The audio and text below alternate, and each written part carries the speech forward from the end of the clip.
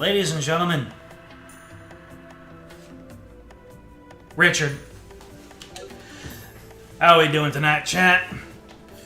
James, you are in very much the same mindset, Richard. So, we have unlocked Richard, and so far Richard is just slapping everything that he sees. So, we're gonna keep it moving. Let's see, what's this map looking like? It looks complicated, good. Didn't want to have too easy of a time. And there are big boys roaming about. Wonder if Richard could hit that one guy that I just didn't want to deal with. You know the one. We got some more William Birkinses here. Oh my goodness, and Richard even starts off with a crit turn. Let's see. Can I hit you all with the luminous wheel? Pow! Oh my goodness. Go on, Estelle. Oh. Yeah. Meanwhile, everyone else has to deal with... I just realized that these guys are called succubus. I guess succubi would be the term. But, yeah. It looks like that I'm currently sitting at the threshold, like, the damage threshold, where... That was easy. Richard's out here mogging everybody. 2 supports and 1 jack of all trades. Imagine that. Oh no! These guys are hard to hit. Yep. Alright. Then I guess we're... Actually, I probably should be walking away from these guys because they can cause petrification. But they don't have very much arts defense going on, so that's fine. Adder Solaris. That is one thing that keeps on tripping me up, is the damage thresholds. The magic number that makes you go from hitting like a wet noodle to doing normal damage. More Sepith, by the way. Bring it on, Unicornicrom. Oh, they're called Nightmares. Estella is the jack of all trades but undertuned. Richard is the jack of all trades but overtuned. I see. Let's see, 587 versus 2345. Yep, that sounds about right. Anyways, Chloe obviously mogs them all because she instantly killed them, regardless of the numbers. That's my girl, baby! We got a Tress Charm. Perhaps the second gift will be unwelcome, and should it come to that, I would still dearly wish to be your friend. The days we've spent in that shop are and will always remain precious, no matter the answer. Start a new game? Easy, normal, hard, nightmare, other nightmare. Chat, is there an other nightmare mode in future Trails games?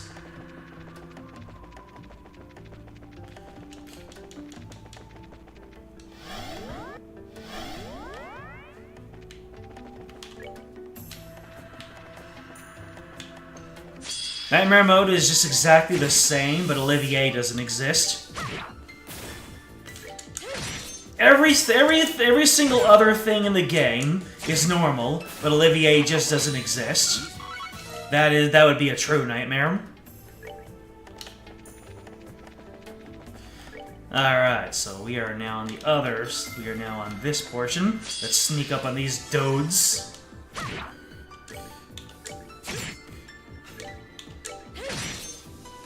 I think I need to get new weapons. Richard comes in with all his best stuff right now, and I think... Ah. You fight against the enemy that can copy any of your allies. They copy Estelle. Oh.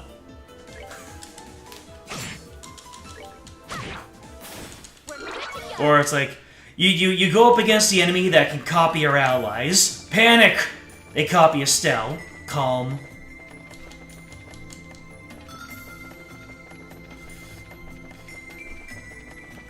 It really did just hit me for like 1400 damage, and that was it. Kind of like a Dead Space enemy on easy mode.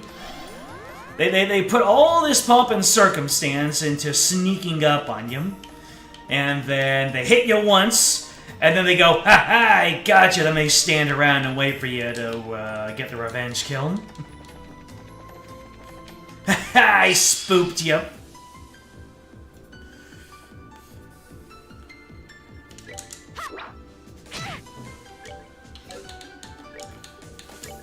Give me that luminous wheel. Oh my goodness. Richard's a cheat code. Oh dear.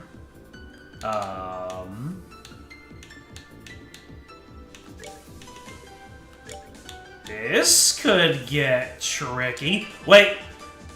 I think Richard's about to one-shot all of them.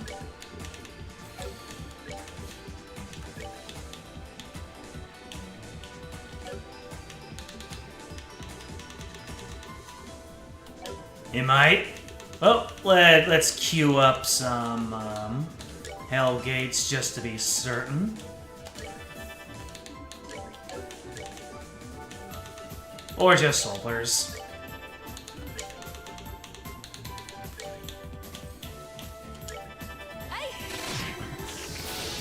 One down. Two down. Woo! Even Estelle is getting the one-shots here. Good stuff. That's a lot of blue. I beat those guys black and blue. Springed egg. Sorry, I got a bit of a chesty cough. Hello, door. To choose left or choose right, only the cards know what the future holds. If you wish to step inside, present the card that governs fate. That makes me think of Charizard with her tarot cards, but I'm guessing that the card that presents fate is an actual card, an actual item.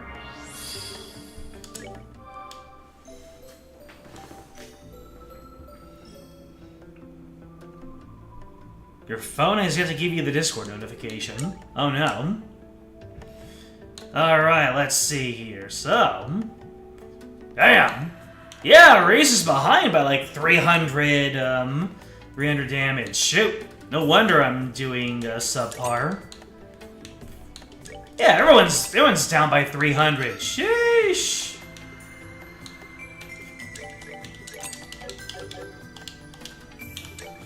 Wet noodles out here.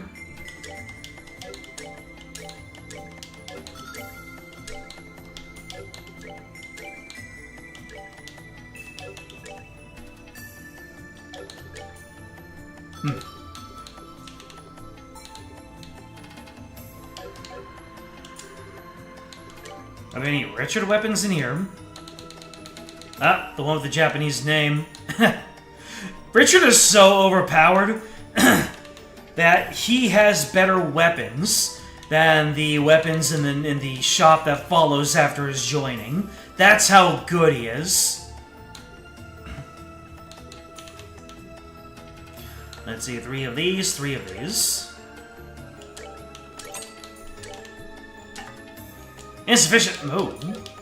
Well then.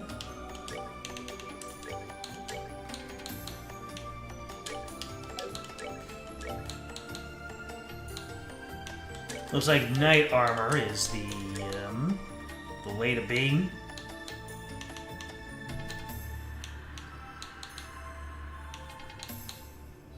Interesting.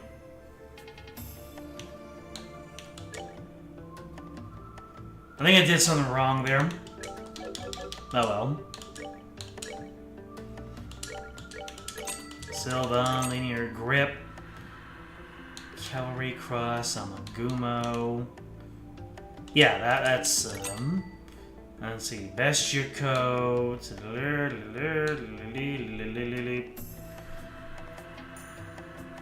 Resist arts using mirror.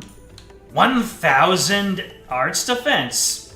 I'll keep that. That seems to be a nice gimmick. Yeah, I don't need these vesture coats. Probably don't need this bracer coat. I'll keep these battle surcoats. That might be a little bit on brand.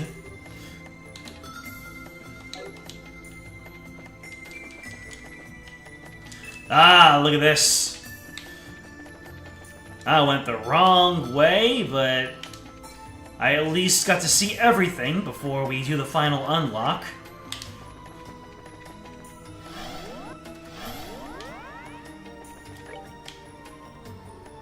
Yeah, so we're going around this way. Alright, let's see how much more damage we do. Have we crossed the threshold? Well, not against these enemies. Oh, I do think I did a little bit more damage there. Oh, yeah. My new weapons are working. Yep. The new weapons have crossed the threshold. I am now doing acceptable damage.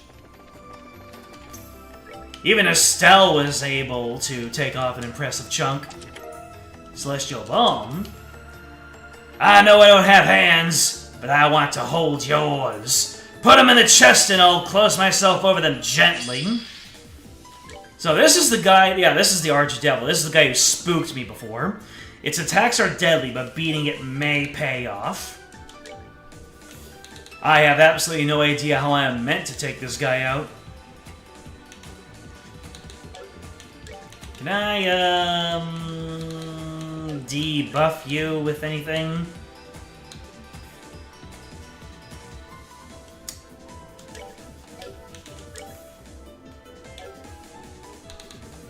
Well, let's see here. Firebolt, Flare Arrow. Let's see. Let's see what Richard is capable of doing to this dude.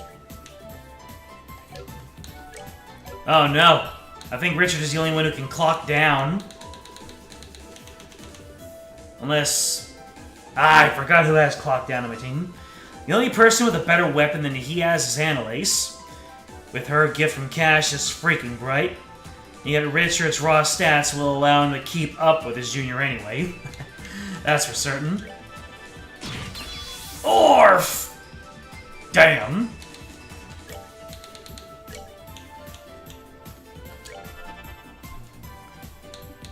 Let's see. See? Take him down. Alright. Less strength, less defense. We kind of have it. Okay, that's 0 effing damage. Let's try another clock down. Wait a minute. Estelle! You resist instant death? Okay, sure. Wait. Why is Richard still confused? Oh, let's go ahead and seek this dude.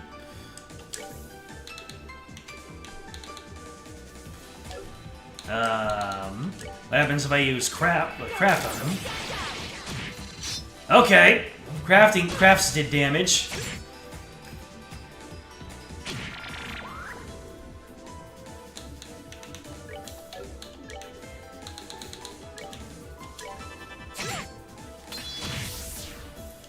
Thank goodness for those guard turns.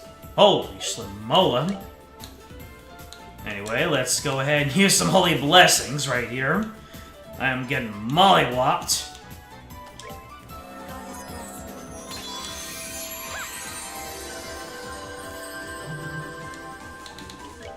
That guy needs to be impeded right now. Pow! Wait, what? Okay. Wait, the luminous wheel also does impede? Holy stacked ability. Anyways.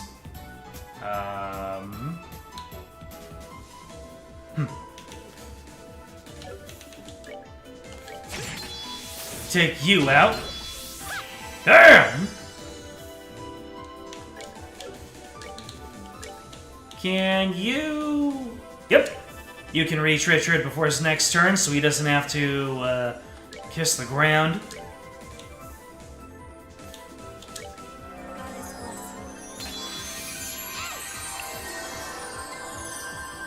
Alright, Richard. Luminous Divider. How much is this gonna do? Decent. Wait a minute. You're gonna resist it, aren't you, though?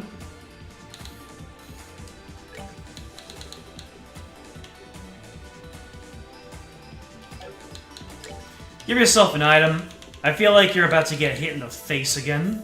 Do you have anything that can cure poison? Yes, you do.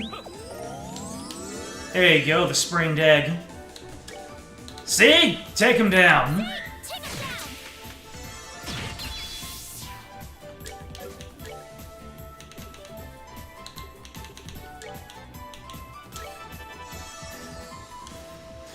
That guy is targeting Richard because he knows if Richard gets a turn off, then he is effing dead. Melusine and FGO's MP2. Nice. That's Summer Melusine. Yeah, there is no chance that you can feint this dude. So, yeah. Double turn! What does that indication mean? Oh yeah, that's an item. A bigger chance of getting items, isn't it?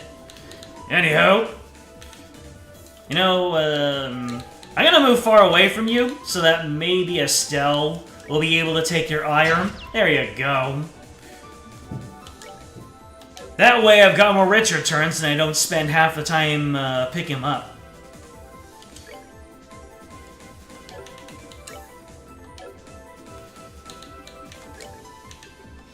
Let's see, so arts didn't work on this dude. And I don't really have any rain, so let's just hit ourselves with a nice, soothing lot here.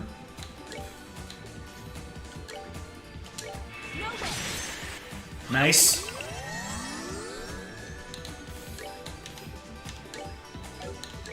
Divider, Luminous Wheel, Overslash.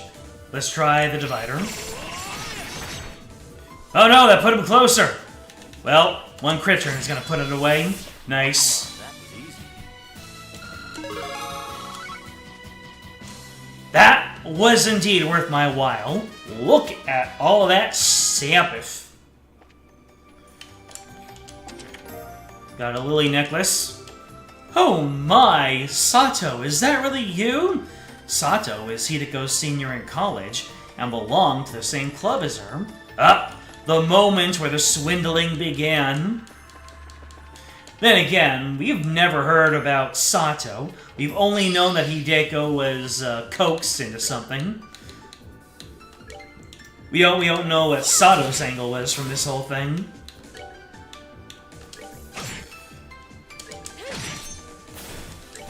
For all we know, the disjointed storytelling made Sato out to look worse than he actually is. Regular Lancer Melusine. I respect it.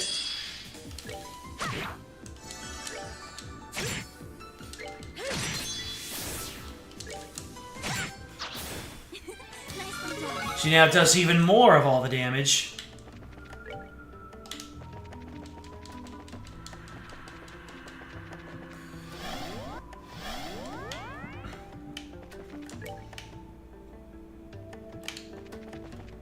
Overlapping mapping. No, thank you. You really did know, didn't you? Let's see.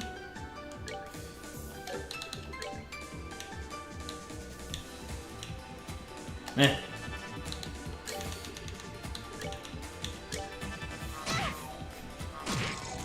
Act of petrification!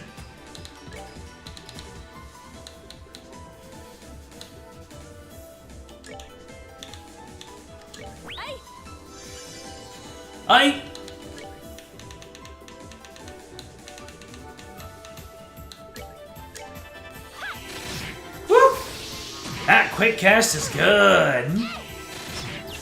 And a critical soul blur. Let's go.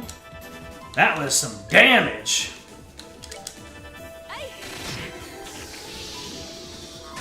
Did you just divide right in front of my salad?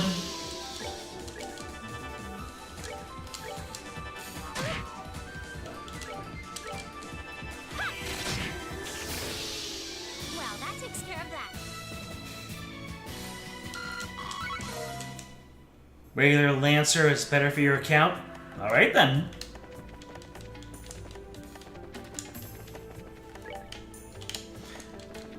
It's easy to forget just how cracked she was for all time. Destiny card? Well, that seems a little on the note, doesn't it? Can you tell this treasure was outsourced?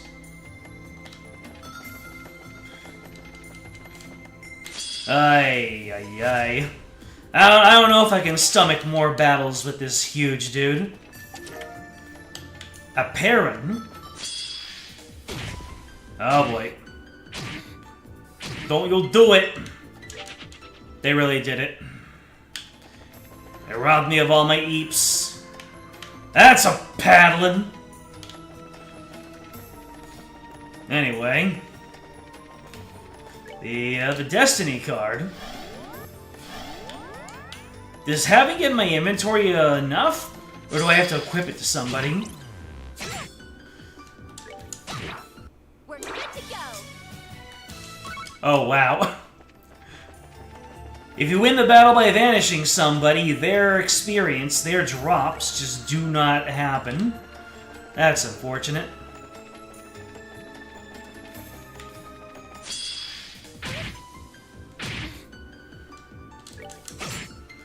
I really just made him disappear and forgot how to do the second half of the trick.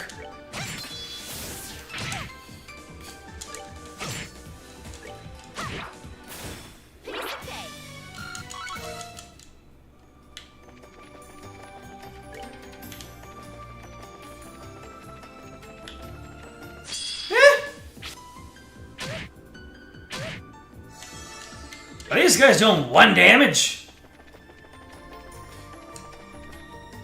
I'm just made of tougher stuff, I guess.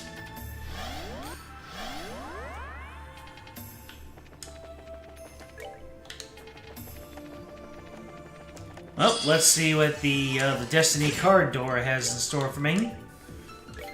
I didn't mean to do that.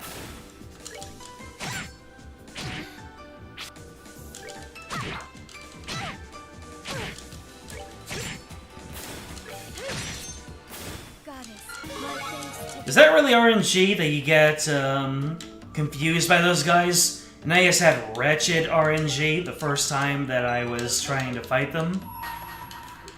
To choose left or choose right, the only cards know the future holds. If you wish to step inside, present the card that governs fate. Alright.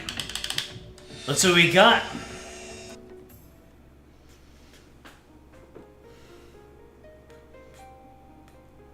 Welcome to the Sun Door, baby! I shall grant you a memory fragment and my blessing. Biddaloo, biddaloo, biddaloo. The Calvard Republic. There's a city in this country, a place where migrants from the east have recreated their homeland down to the bright lacquered tiles. Nicknamed the Eastern Quarter, it was home to people of all kinds from all places. On the northern outskirts of that town was a little, run-down bar. Doubtless it had been presentable once, but now the plaster was crumbling, and what doors were left barely fit their pitted frames.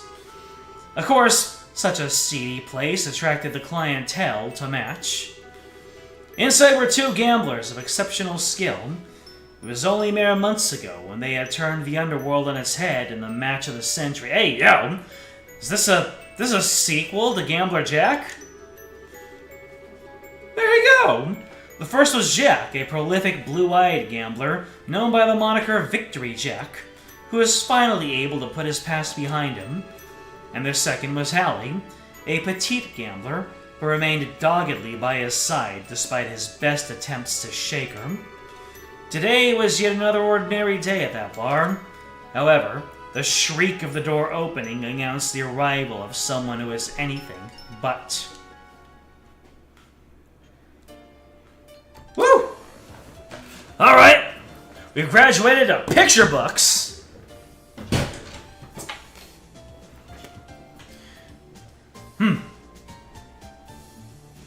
Wonder who's who? That Hallie in the back? Could swear one of those that bartender looks like the Calvard Republic kingpin from the story, the mental image that I had of him. Huh? Who the hell are you? Gotta be either really dumb or really brave. That's saying something with this joint. I'm putting my money in the former. How about you? Hey, get away from him, guys. Hey, yo. I'm sorry about them. I'm sure that wasn't the welcome you were expecting when you stepped in here. They're not bad people. Really, I swear. Although, you could certainly be forgiven for thinking so looking at them. Who is she to have a full-body portrait? She must be one of the most important characters in the entire Trails series. Are you a customer by chance? Here, let me show you to a table. Still, you're quite the unusual one, if you don't mind me saying so. Not many people would willingly come to a rundown bar like this, especially not in the middle of the day. I'm not saying it was a bad idea to come here, of course. Sure, it's in desperate need of renovations, and the regulars are a rowdy bunch. But there's just something, I don't know, warm about this place. Like I'm home. The food's a lot better than you'd think, too.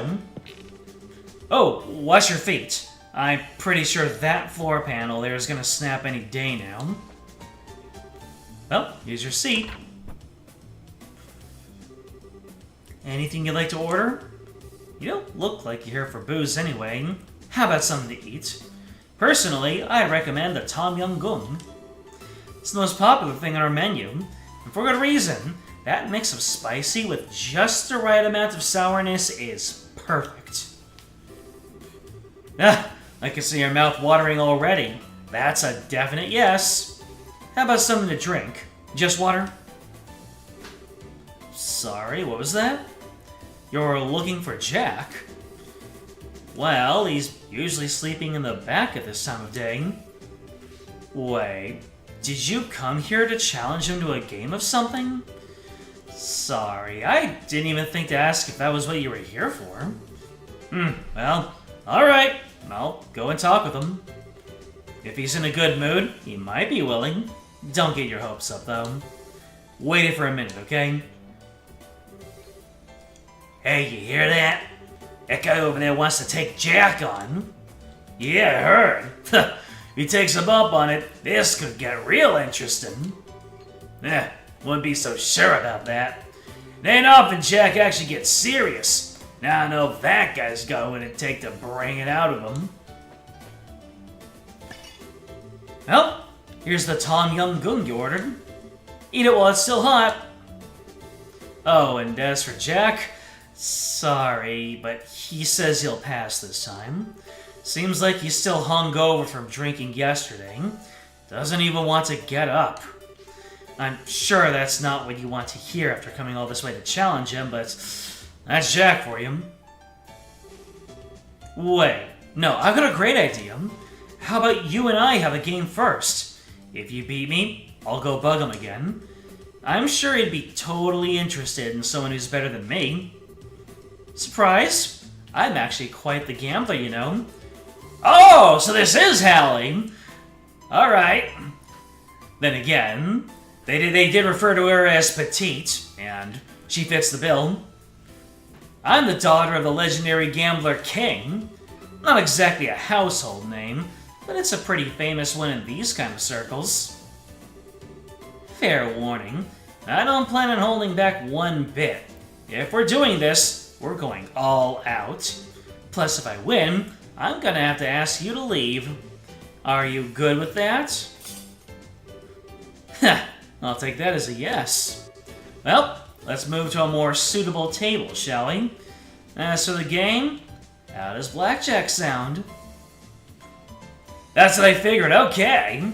Hey, is that Gambler Jack over there? Interesting that we now get character designs. Actual, tangible character designs to fit with it. And hey, we also have Toby and Carnelia, too. Well, have we even seen Carnelia, the front of Carnelia? I think we've only seen the back of her. Selling it, yeah. Rules. You'll play a series of blackjack games against Hallie, one-on-one. 7 games will take place. The first player to win 4 games is the victor. The following commands can be used. Hit, take 1 additional card. Your total score reaches or exceeds 22. Stand, take no additional cards. Okay. Having 7 cards and a combined total of 21 or less results in a 7 cards hand, which is even stronger than a blackjack. 2 cards in total. There are no other possible special hands. 7 cards? With a score of 21 or less? That even statistically possible? Well, that's why it's worth more than a blackjack, I suppose. Are you ready? Let's get started.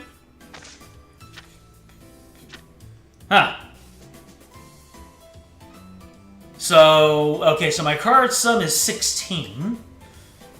So if I get another 5, let's see. Doesn't help Summer Melusine needs the MP3 to keep up with Summer Ibuki when she's hitting Earth Trade enemies. That's my girl! Alright, let me see here. So I have 16, and that's going to be very easy for you to beat that, so I'll hit.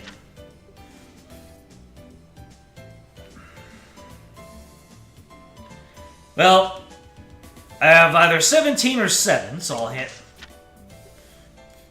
Got 12. Oh, okay. That's a long time to go without any face cards. But okay, I'm standing on 20. Is drawing that many cards is a smart move? That as smart of a move as your grammar is good. I didn't bust. It's No Nut November. I'm still in, baby! Week 1 down. You're the one who busted. I know that's sweat, but now that we're talking about busting... Ouch. I totally lost that one. Must have gone a little ahead of myself. I won't lose next time. Alright, so we start... Oh, he's got a king. Alright. Whatever you're gonna get, it's gonna beat it a 16. You got a 13... 19. I have to stand. 14...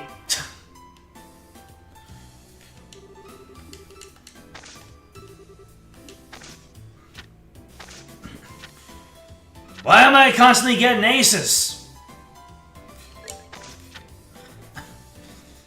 Oh, 17. That's a rough one. If you get a face card... Alright. Risky stand. Oh, it's a draw. Okay. Huh, that doesn't count as a round. I see. 13. Oh, I have a 13. But you got a face card there. So this is gonna be a risky hit. 18. Okay. Damn!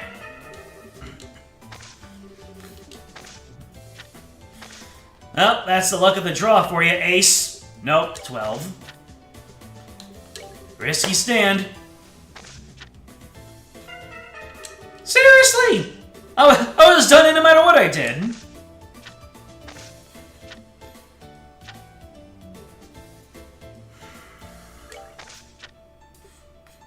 Alright.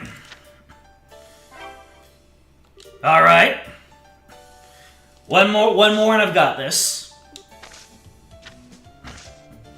A king. Can I get an ace? 19. Another draw.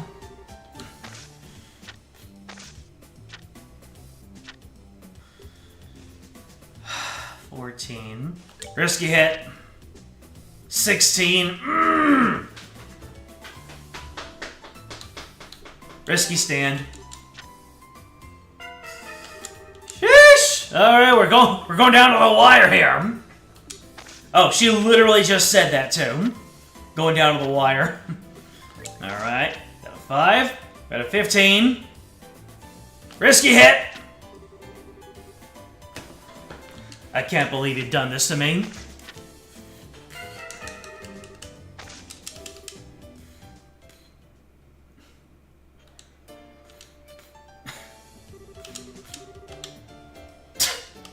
Alright. Challenge again. Do not lower the difficulty. What do you take me for? I took a risk and boy was I bad at math. Anyway, I'm gonna start off with a solid blackjack. How about it? Risky hit! And boy was I bad. I was done in either way. Actually, yeah, I was done in either way. I should quit while I'm ahead, Allie. Risky hit. Stand. Okay, we're gonna draw.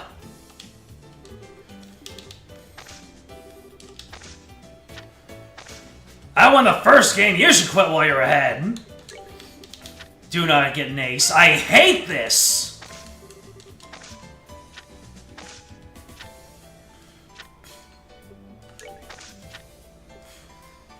Risky hit. Friggin'. You were going to win either way, no matter if I stood or if I hit. That's 2 rounds that I would have lost either way.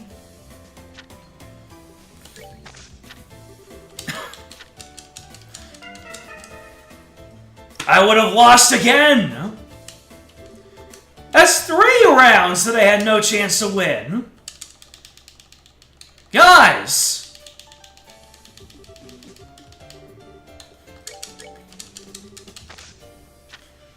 Unless the game just generates different outcomes based off of how you're doing. For all I know, there's supposed to be a very clear strategy here. Like literally it is supposed to be scripted or some such. And it's like a 50-50 chance every single time, and the game just generates a no-win situation whenever it decides you're not gonna win. Once again, I had no chance there.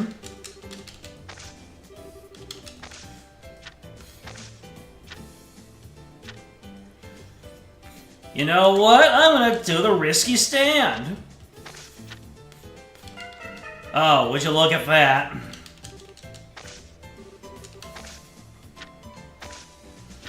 Can I get another blackjack? That was fun.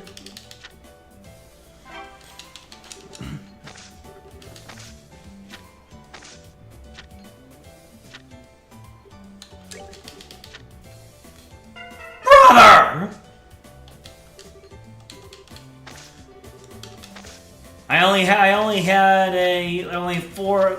Only if I got a 4 would I have been able to make it. Okay.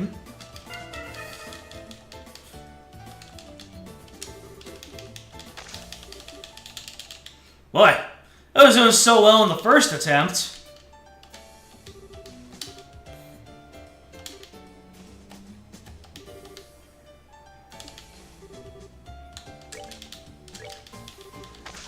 Brushed up on my skills. It's literally Gamba.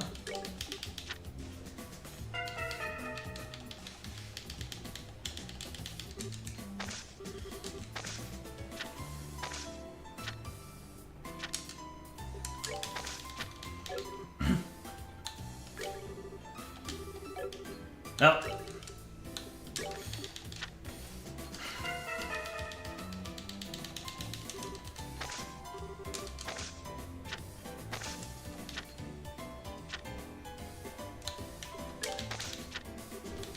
Okay, then.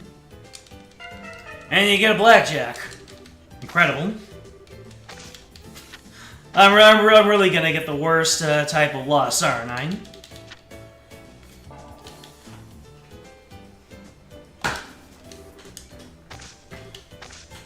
Guys, I don't think I would be a very good gambling streamer.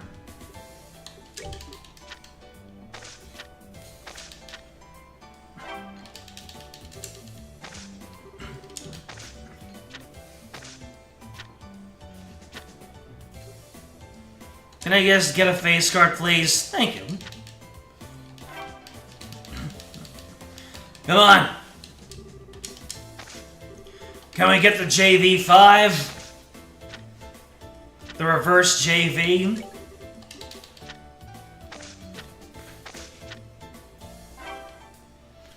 You're beginning to suspect the lower difficulty option is so you're not here all night.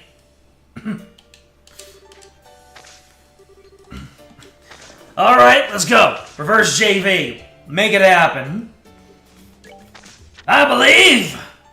Ah, hell. Risky hit. Stand.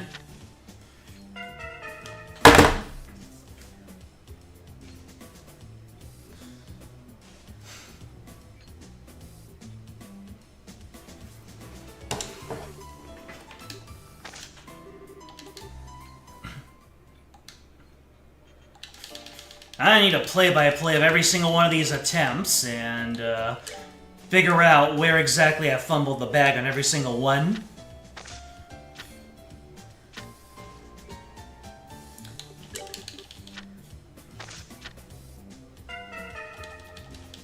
All of my hatred.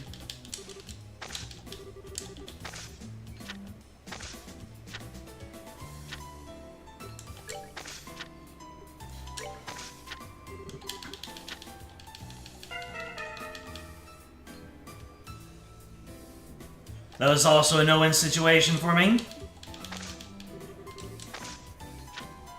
Hold on a second. If I bust again, I'm taking a screenshot.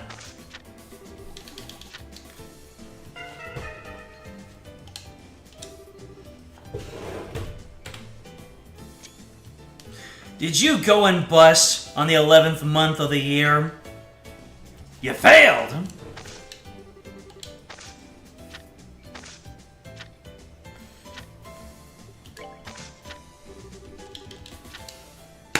Well, I finally got the clean loss.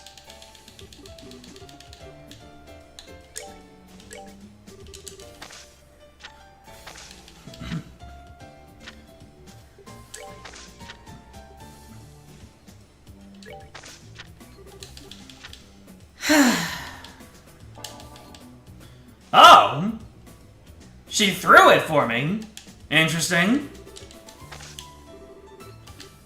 Oh, that was a rare outcome. I should have taken a screenshot of that as well.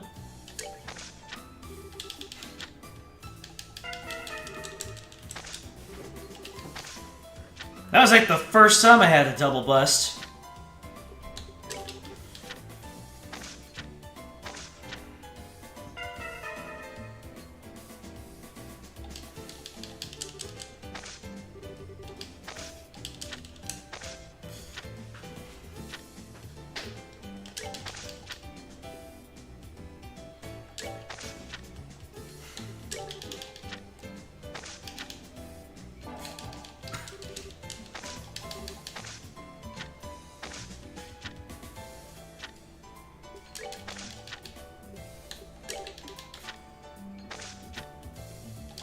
Thank you.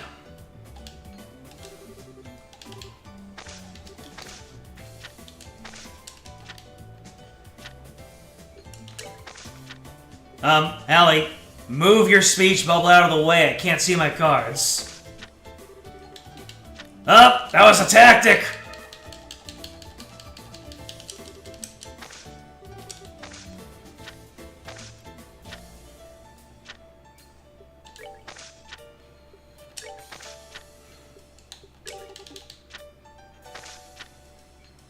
Hey.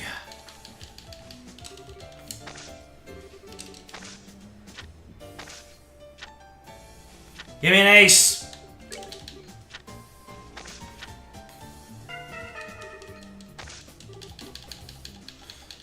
To be fair, I bungled that one. But it hits on a 17, huh?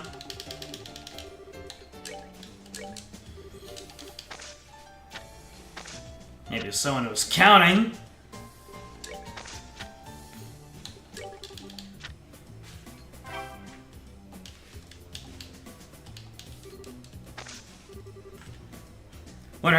Wonder how much the stream has been dedicated to this.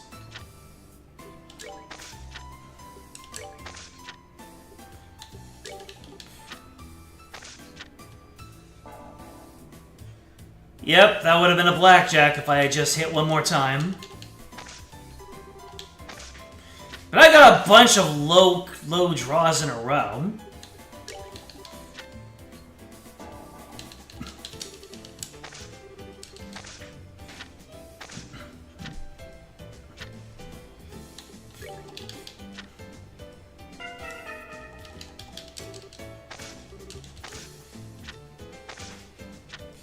Give me a face card. Nope.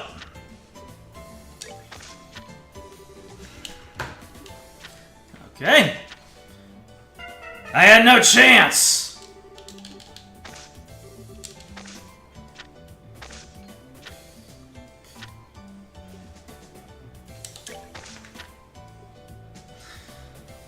She might bust. Of course she wouldn't. And I wouldn't have busted if I had hit.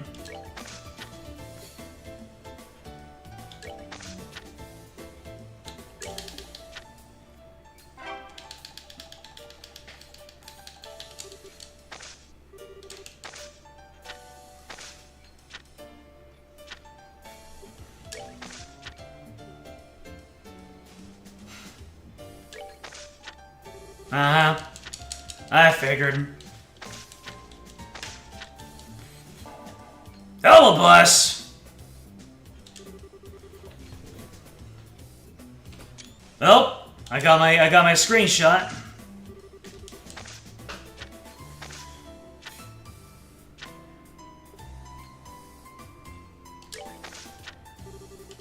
Yeah!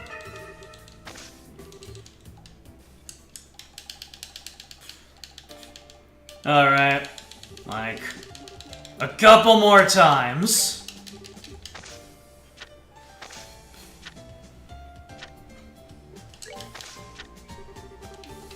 Well. Hey.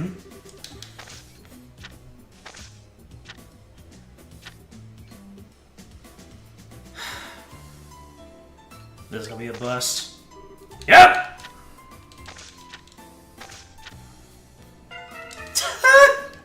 You didn't have to flex like that. What'd you miss? Half the stream has been me trying to beat this door.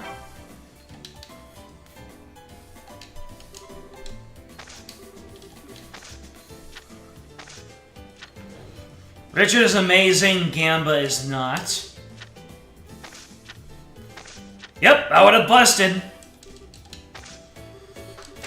One more. One more! Just give it to me!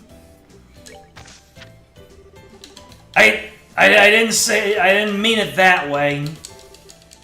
Please don't. Please don't give it to me. Give me an ace. I just want to see an ace. Damn it!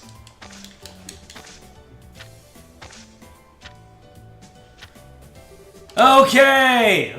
Are we finally done? Are we out of this hell? Thank you! That's that! I win! I learned the recipe for Tom Yum Goong. Alright. And 5,000 Mira. Wow. Who'd have thought? You're actually really good. 11 times the charm. I've probably taken way more than 11. Excuse me. Alright, a deal's a deal. I'll go talk to Jack again.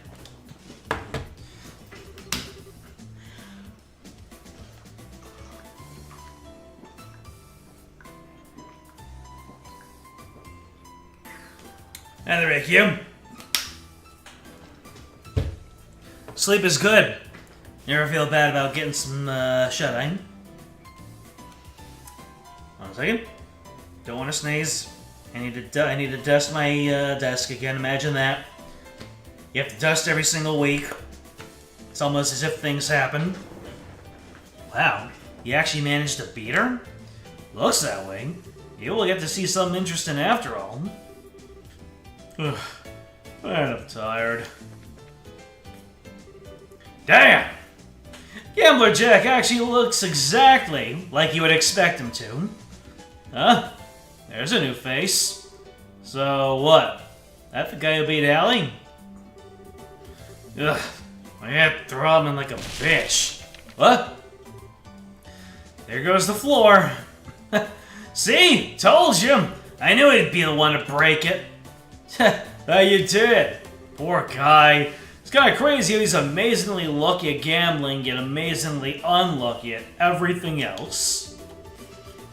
Actually, it's probably less unlucky and more him always being out of it. Hey, I heard that, you. I'll take you on any time you want. That's enough, you two. If you want to fight, you can take it outside. The last thing we need is this place ending up more run down than it already is. Oh, and on that note, you're fixing that broken floorboard yourself, Jack. That's on you. Why do I have to do it? Fine. Ugh, sucks. You ever thought I'd see Jack get so wrapped around somebody's finger? You're telling me? Anyway, sorry for the wait. Here's Jack. Oh, I was right then. This is the guy who wants to take me on. Oh boy. If it took me like half an hour to just beat Hallie, how long is it gonna take for me to take Jack on? If we're even gonna do blackjack again.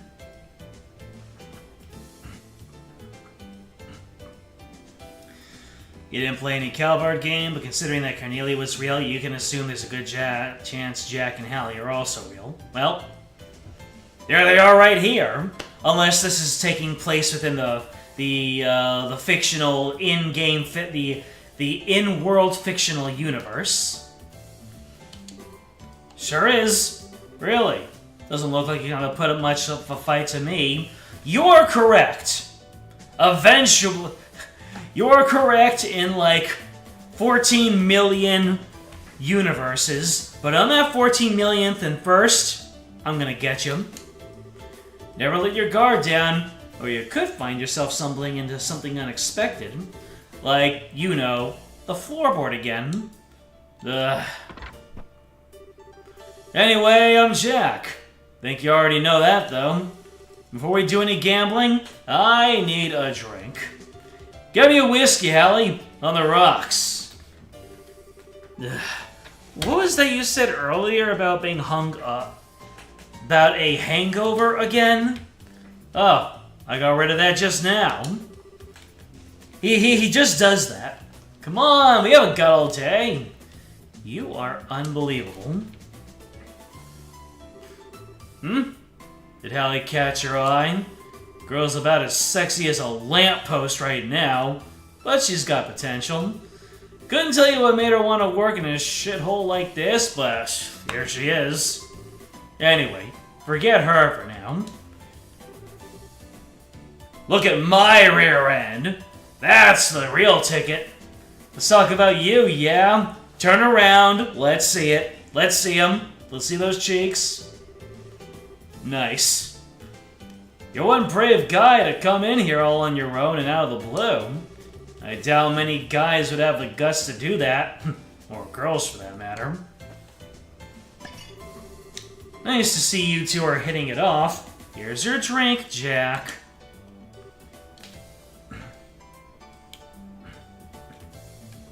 Thanks. Huh? You hanging around? I figured you'd get back to work. As if I could work knowing there's an exciting match going on over here. The owner's giving me an okay too, so I'm gonna park my butt right here until you're done. With an owner like that, it's no wonder the place is the way it is. Well, whatever. Let's get this over with. Here we go. You're the challenger, so I'm gonna be the one picking the game we play. And I'm going with the one I'm the best at. Poker. Okay, so we're doing poker.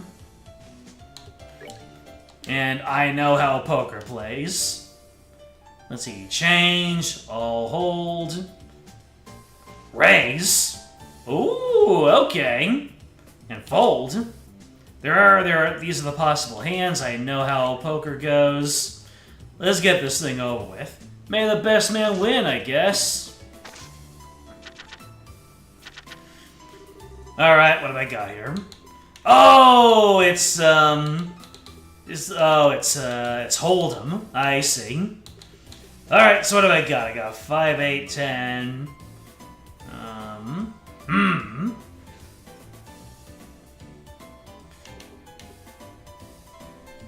Maybe try going for 3 or 4 of a kind here.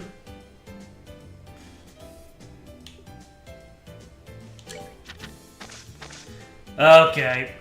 I'm not so good at Hold'em. Choose which card to use. Uh-oh.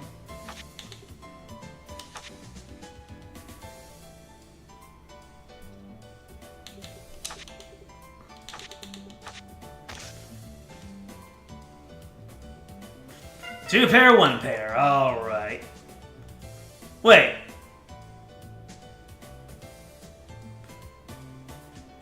Oh no, they're adding the cards in. I get you. Okay, I get it. I get it.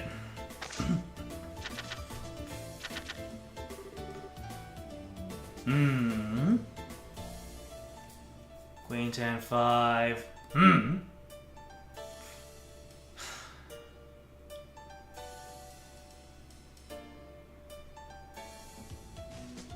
Okay. Yeah, I'm not too good at Hold'em. Let's see here. What can I even make with this? Man! Let's see. 5, 6, 7. Well, no matter what I get, I can't make a straight. Change! Maybe I'll luck into something that's worthwhile. I got another 7.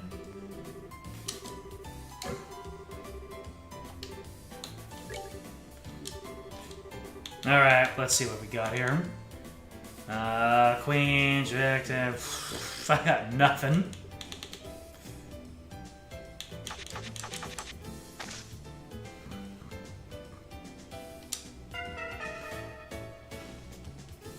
Two pair.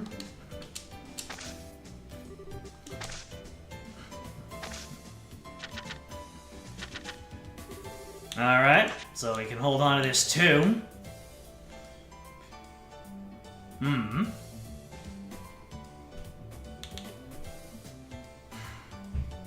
Can't really go for a flush. Yeah, I can't go for a flush. So maybe I'll get more 2s.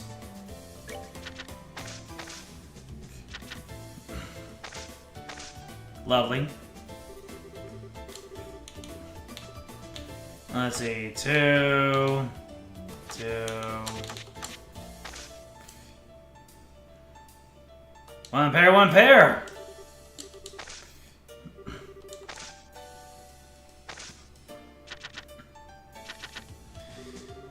Alright, what are we getting? Nah. Can't go for a flush like this. 5, 6, 7, 8. Can't go for a straight either.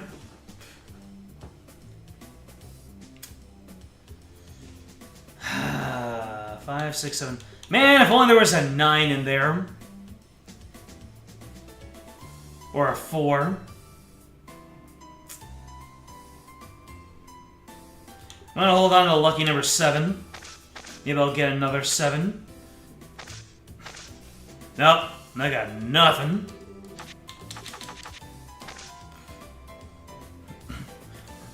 Three of a kind!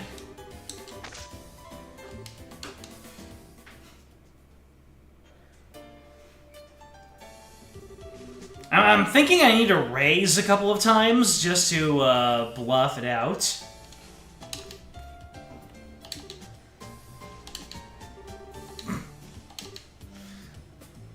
There's roasting. Oh, it was blowing smoke. Maybe he just won by luck. Brother. Okay, so we got 3s. Yeah, got 3s.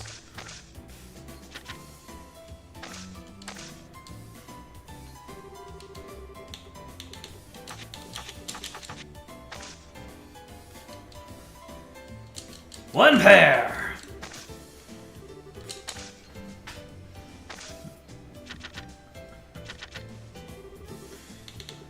Let's see here. So I got 7, 10. So I got a 10.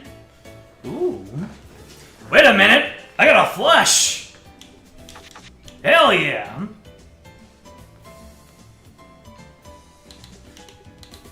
I'm gonna raise you on this.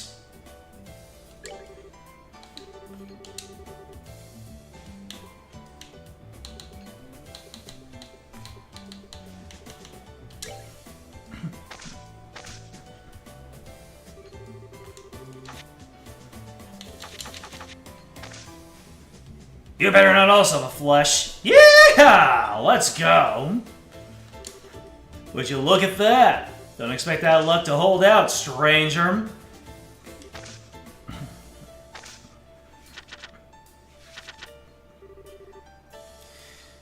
Okay, so we've got 2, 3, 10. No 2s, no 3s, no 10s.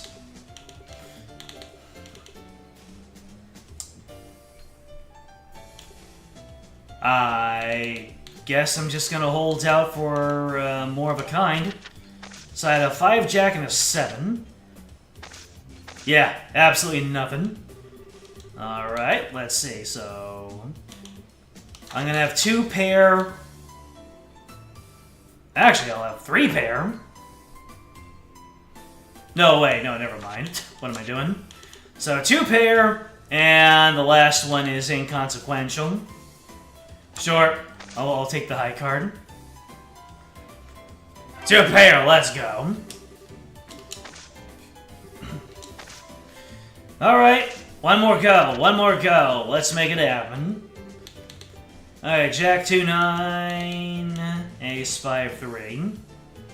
Ooh, I got nothing.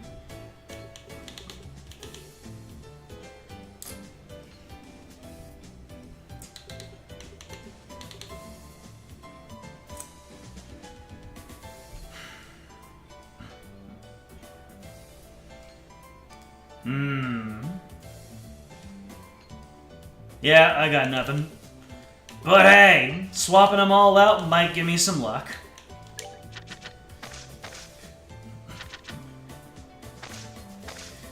Six, 10, 8.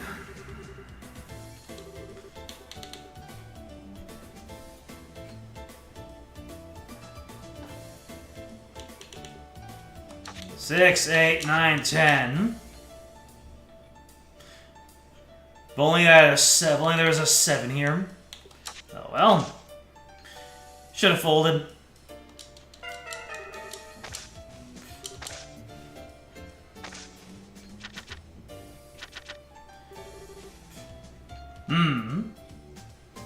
Whoa, Jack, Queen, King, 10. But pff, that's where it runs out. There's no... Yeah, so I have 2 jacks. You know what? I'm gonna try and finish this off right now. I'm gonna raise. If I got another jack, I am having a good... feeling good about this. Ah. Jack, Jack.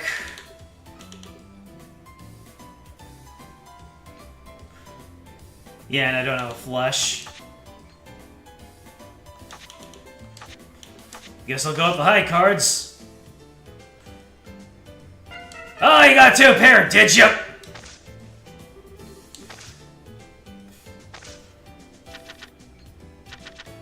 I really thought it was him, huh? Ooh. Hold on a second. If I get a king, if I can pull a 10, this can really go in my favor. Alright. I'll just go with my pair here.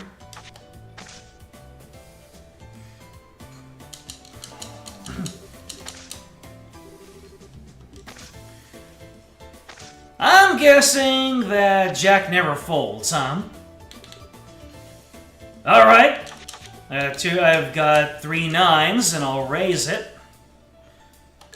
Can we get a 4th 9? Can we get a 4th 9? Ooh, I got a 2 of a kind, though. Let's go.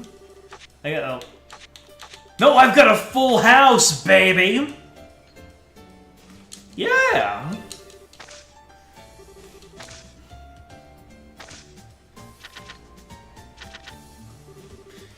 Alright, I got a pair of 5s going. I got a king, I got a 3. No chance at a flush, no chance at a straight. Well,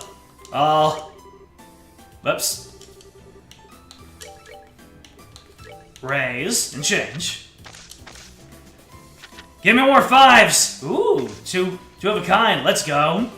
Or, 2 pair, pardon me. So, 5, 8, 8, 5, and literally no difference between these aces. 2 pair! Let's go! Alright. What do you mean don't expect that luck to hold out? I raised on you. Damn, what was that? The 2nd attempt? GG's. Damn, you managed to get all my stars. Be proud. Not just anyone can beat me.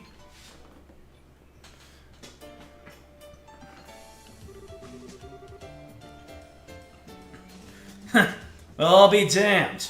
You're pretty good after all. You beat me fair and square. I ain't gonna make excuses. You kidding me? He actually beat Jack. Only because he was holding back. You know that as well as I do. The same could be true for his opponent, to be fair. Yeah, you're right. Still a damn good game, though. Looks like we're the center of attention now. I'd say we entertained the bar enough, at least. Can't say I'm thrilled with losing, but that's the first time in a while I felt the rush of a good gamble. I'll say, that was a great game to watch. I'm itching to play some poker myself. Anyway. If you ever feel like it, come on back, I guess. I'll try to make time for you if you do. Just so we're clear, you haven't seen half of what I can really do yet. You say that, Jack. But for all you know, it's gonna be you getting beaten next time too. We'll see about that. Still, I feel the exact same way he does.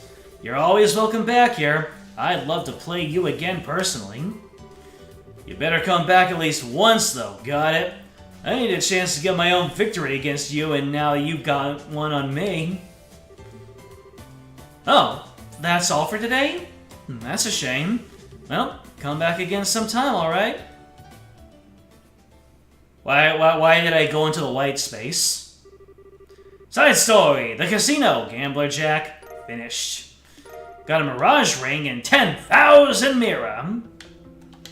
So what are these accessories that I got anyway? So one of them was a Destiny card. Entrust your fate to this, prevents death blows. Okay. And then I got the Mirage Ring. Ooh, look at those stats!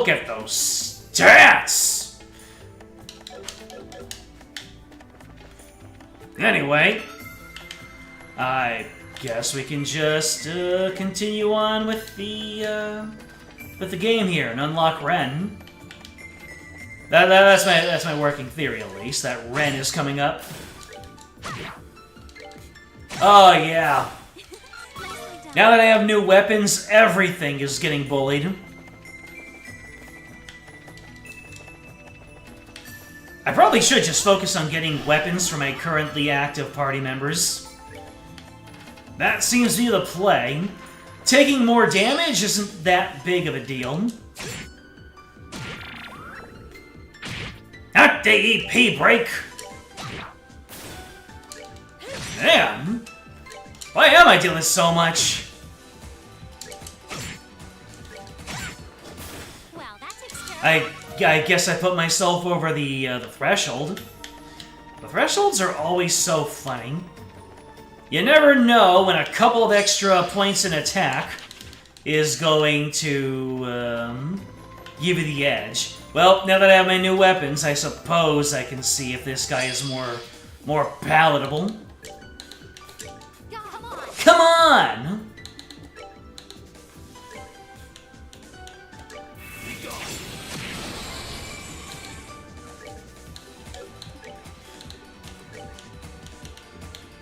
Let's see, can I get both of yous?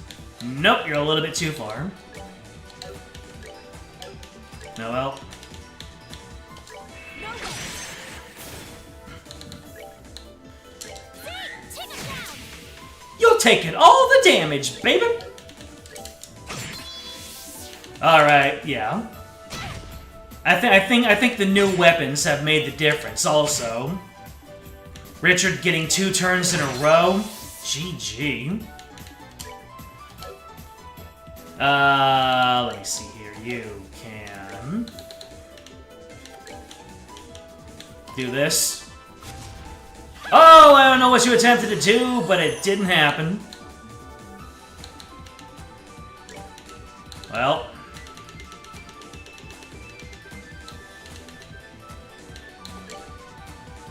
11 strength is already up. Guess you can put in a clock down. Well, now you're down. Dude really went from being an arduous fight to being a solid challenge.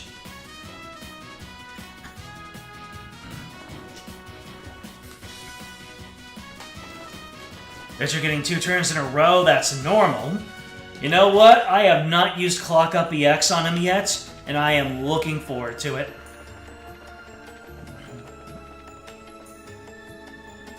Show me a butt.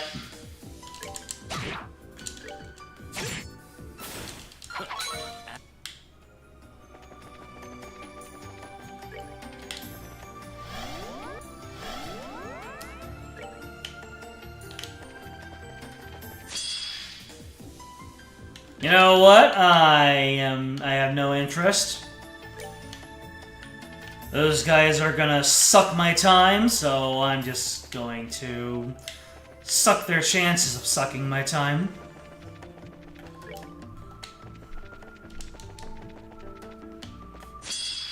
Preemptive, baby! You know what? I'm just gonna morale up so that Richard can do this. Woohoo! Oh, pitiful soul. Oh, pitiful souls indeed. Bone glasses! This treasure chest was supposed to have a witty saying, but we drew a blue blank.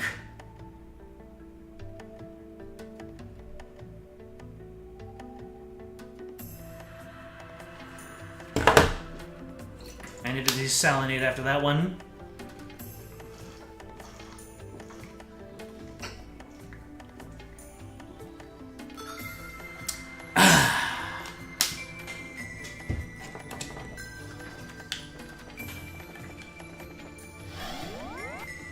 Alright, next room. Yep. Looks like we're at the end of this area right here. Did I seriously duff it like that? Alright. That guy really gave me the Thunder Cross split, didn't he? You fell for it, fool!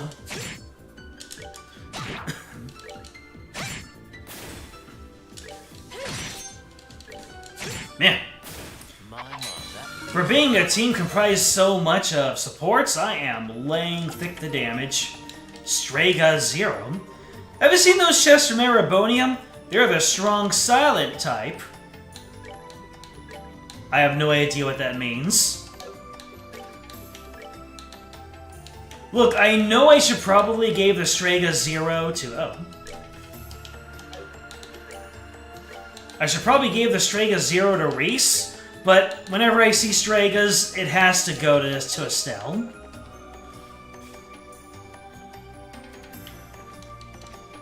Normal attacks have a base delay of about 30.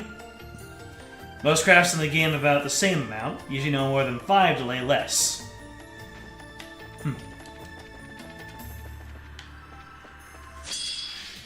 Man, he turned around at the right time.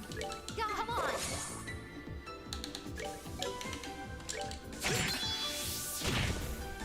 Oh no! Why did I do so little?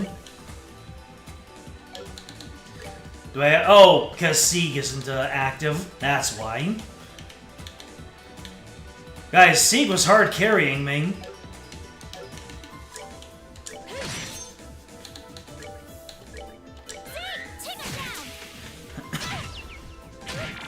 Wait a minute. I didn't debuff. I didn't debuff the enemy's defenses. And now I'm doing less damage? Say it ain't so.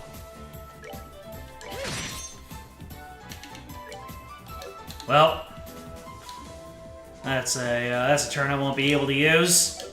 You can spend your turn getting Estelle back up. Not to vanish! So annoying. Oh, that guy's gonna have a crit turn next time. Well, you can't do anything.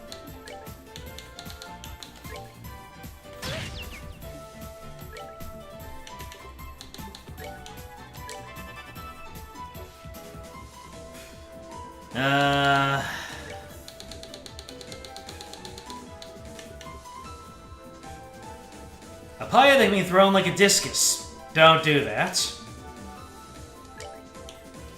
We're good to go. Well, that certainly was a turn. Alright, you still have your lower defense. Nice!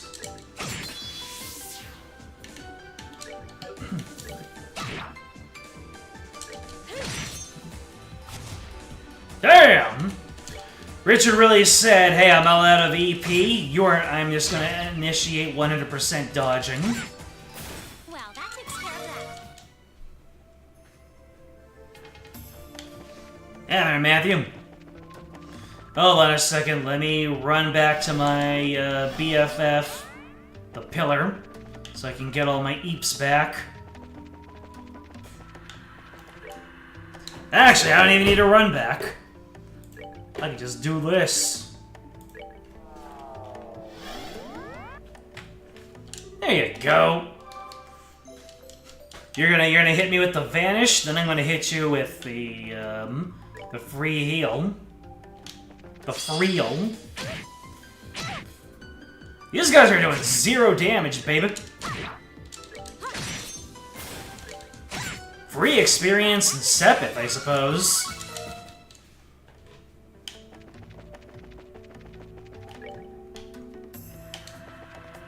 Wait. Oh yeah, that's blocked off.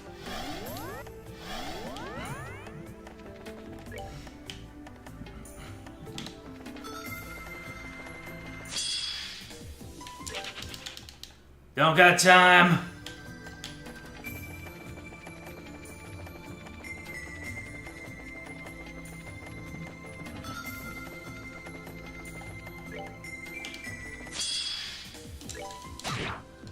These guys are fine, except if they get any vanish or insta-kill turns. But it looks like not this time. Nicely done.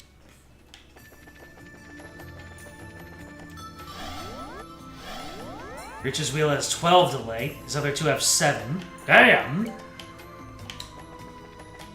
They really weren't kidding when they said he had a mastery of turn order. Talking about turn order makes me miss Opera Omnia all over again. Sheesh.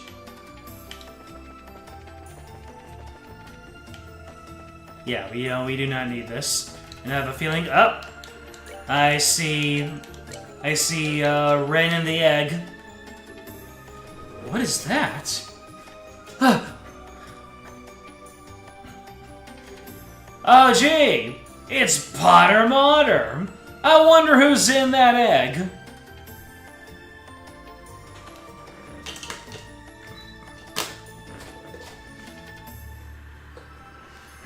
Potter Mater? Unbelievable. This is the archaism that appeared in Gronsel, yes? It looks to me to be a large archaism used by Ouroboros. Your reactions say there's more to it than that, however. You could say that, yeah. Let's go get that stone.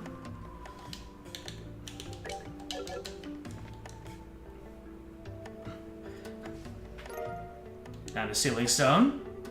After all this time, we finally found you. You must have spent a long while looking for the person inside. Then we shouldn't keep waiting any longer. Let's hurry back to the garden and release them right away. Yeah, thanks, Reese. Really? I thought we were gonna have to fight Potter Mater. Or maybe some kind of demon that possessed Potter Mater?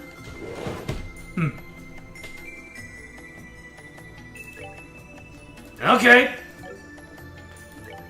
Well, this should be interesting. Getting Ren into the party here. Okay, let's unleash.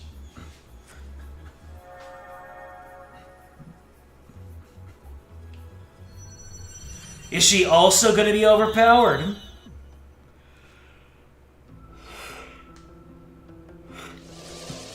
Mm-hmm.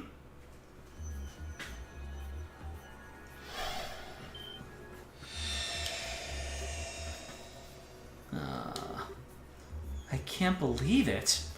It really is Ren. Looks like she's fast asleep. Appa, Mama, why? Ren? Huh? Where am I? Oh, this is just a dream. Ren? Estelle? Joshua and Tita, too? Ha, what a nice dream this is. Ren! Oh! Oh, silly Estelle.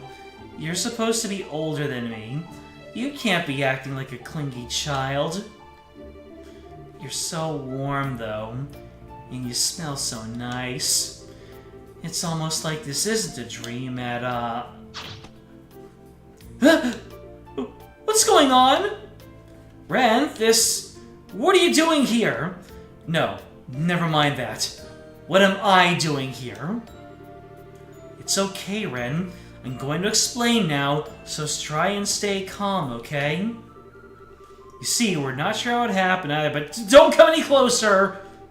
If you take another step towards me, I will kill you! I'll try and handle this, Estelle. Do you mind taking a step back? Okay. I'm happy to see you again, Ren. How have you been all this time? How is that any of your business? You're just as bad as Estelle is, Joshua. Why don't you two leave me alone and stop following me around? I figured you must have noticed. You're right. For the past few months, we've been traveling around trying to find you. We're in Crossbell at the moment, too. Are we getting warmer? You're in Crossbell? Why? Why do you want to find me so much? We just want a chance to talk with you. We heard from a reliable source that you haven't been back to Ouroboros since we last fought. Is that true? What's that got to do with either of you? All I want is to be left alone. I don't want to talk to either of you. I don't even want to see you. So why don't you just leave me be? Because... Sorry, Ren. That's on me. Ever since you flew off, I haven't been able to get you off my mind. I've been getting Joshua to look into where you might be, and we've been going around chasing down every possible lead. But that's why I'm so happy to finally be able to see you again like this. But... Oh, I get it now. You're lying, aren't you? Really? All of that's just a cover for the fact you're trying to capture me? What? Sorry to disappoint you, but I only know about as much of as Joshua does about Ouroboros. Even if you catch me, you're not going to get anything useful out of me. Even if I did know lots of dirty secrets, I wouldn't tell you. I bet you feel really stupid for wasting your time now. Wait a second, that's not...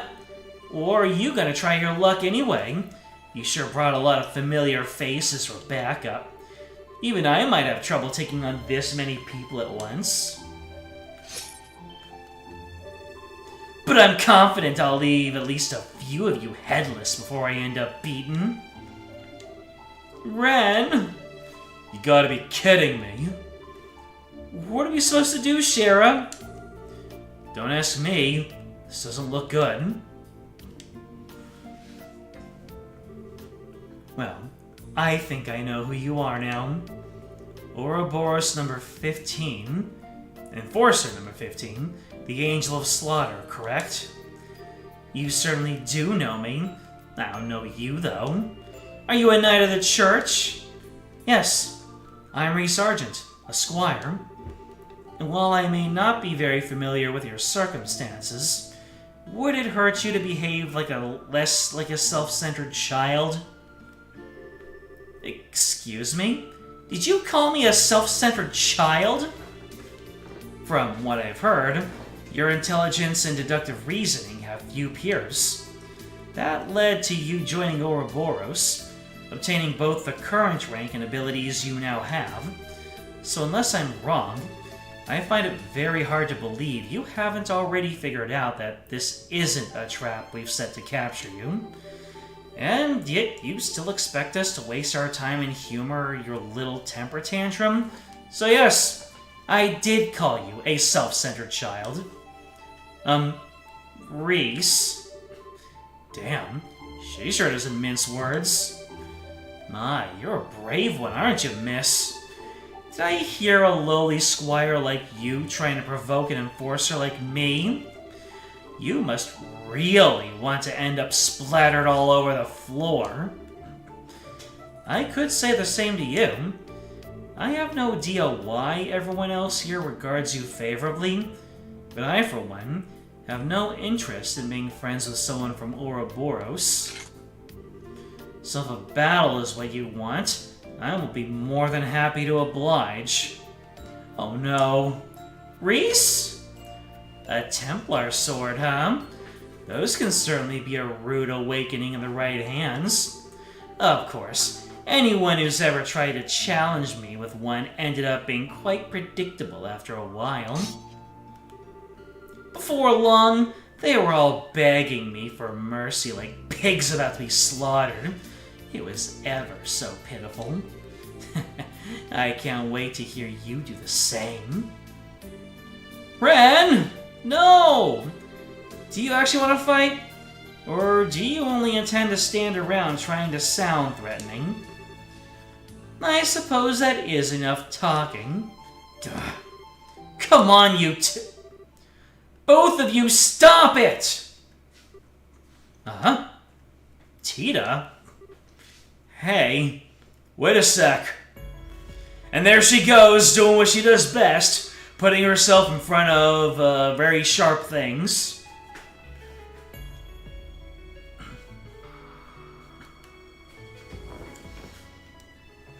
What are we talking about over here? What Richard is to physical attacks, Ren is to magic. This is why Richard is better at physical as Ren is the caster. She's the best caster, period. Richard is more meta-defining easy. But Ren was meant to be a tier above the other characters. Which is interesting because of how she wields that scythe. Ren's support is plus 27th drop, 10 less than Josette, and replaces the 20% drop rate for 15 EXP boosts. Penalties are the same, but Ren will be too busy being in the party to use it. There you go.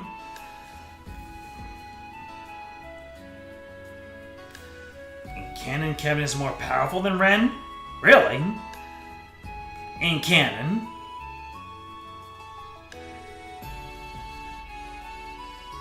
Zin's abilities are pretty underplayed, I'll say.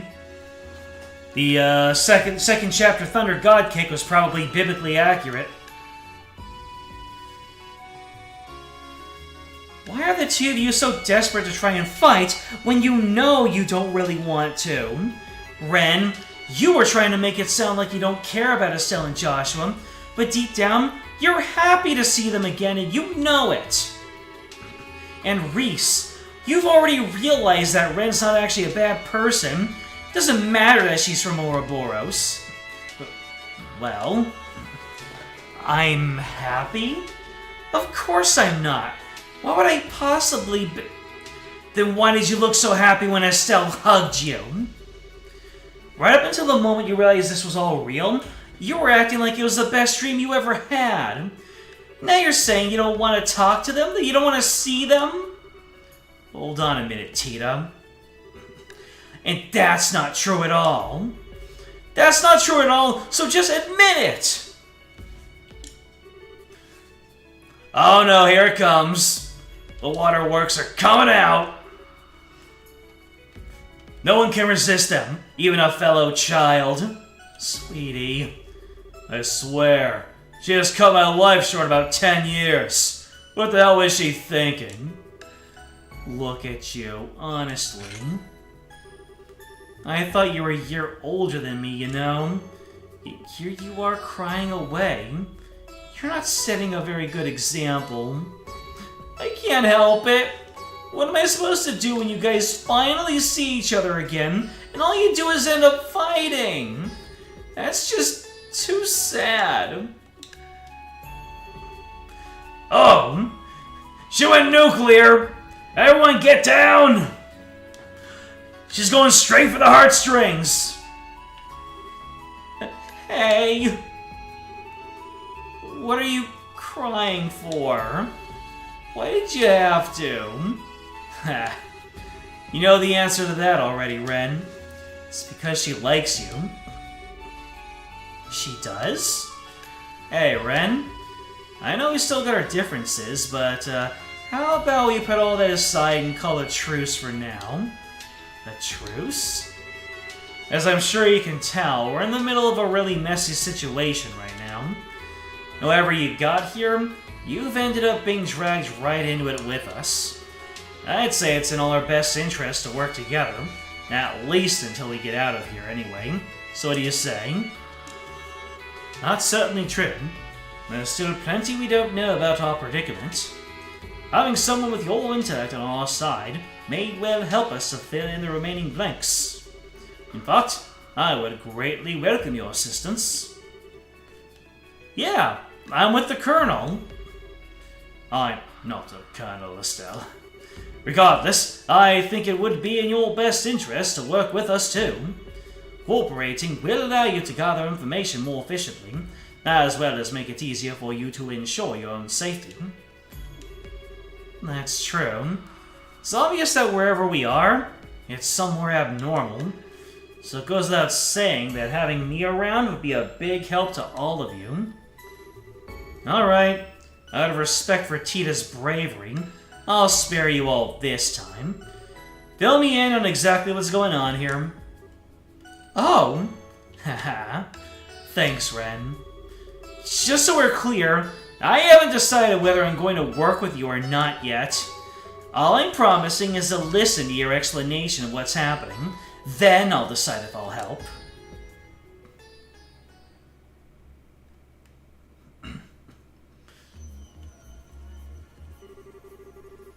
I see. I think I got a pretty good idea what's going on now. Whoever chose this place's name couldn't have picked a better one, could they? What? Have you figured out something that we hadn't? Possibly. I'm still not completely certain yet. But I'm relatively confident in my theory after hearing the Colonel's story, though. Me? My own experience was the same as everyone else's, ending up here after being surrounded by a sudden white light. But you say you weren't wearing your uniform when it happened to you, right, Colonel? How many times must I... Well, whatever. I wasn't. As I explained to everyone when I first arrived, I was wearing a shirt and slacks, as I do every other day at work. Right, just checking. So then, tell me something. Would you say you have quite a strong emotional attachment to that uniform? Pardon? Oh, that's a definite yes. It's a symbol of your past. The past you just can't quite move on from, even though you need to. Am I right? Yes. Yes, you are. Richard. It's no surprise you feel that way from my perspective. And lo and behold, the moment you appeared in this world, you were wearing that very same uniform again. Whatever do you think that could mean? That would mean when I arrived here, my attachment to my past ended up being manifested as reality. In other words, this world is capable of changing based on people's thoughts. Oh? Now it makes sense. Not to me, it doesn't. Can you explain it in slightly less complicated terms for the rest of us? It's actually a really simple thing. You remember how Luciola used a gospel to make you experience a dream, right? Right. The dreams we saw were different depending on what we wanted to see, too. Of course, unlike that, this isn't a dream, but the concept is basically the same. Anyway, just like in Luciola's dream worlds, this world changes depending on what the people inside it want. It also happens to recreate places that exist in their memories, too. It all falls into place nicely once you simplify it, doesn't it? So it does. It explains the monuments we've encountered and how the doors work, too. Still, while that explanation may explain the contents of this world, I find it hard to believe that any of us would desire the predicament we found ourselves in. Oh, I don't disagree. We're not the only ones here, though, are we? Oh. So in other words, many of the contents of this world exist because of us, but its overall structure is the result of someone else within it? Yeah, from what I can gather, yes. What exactly is making all this possible is the part that I'm still puzzling over.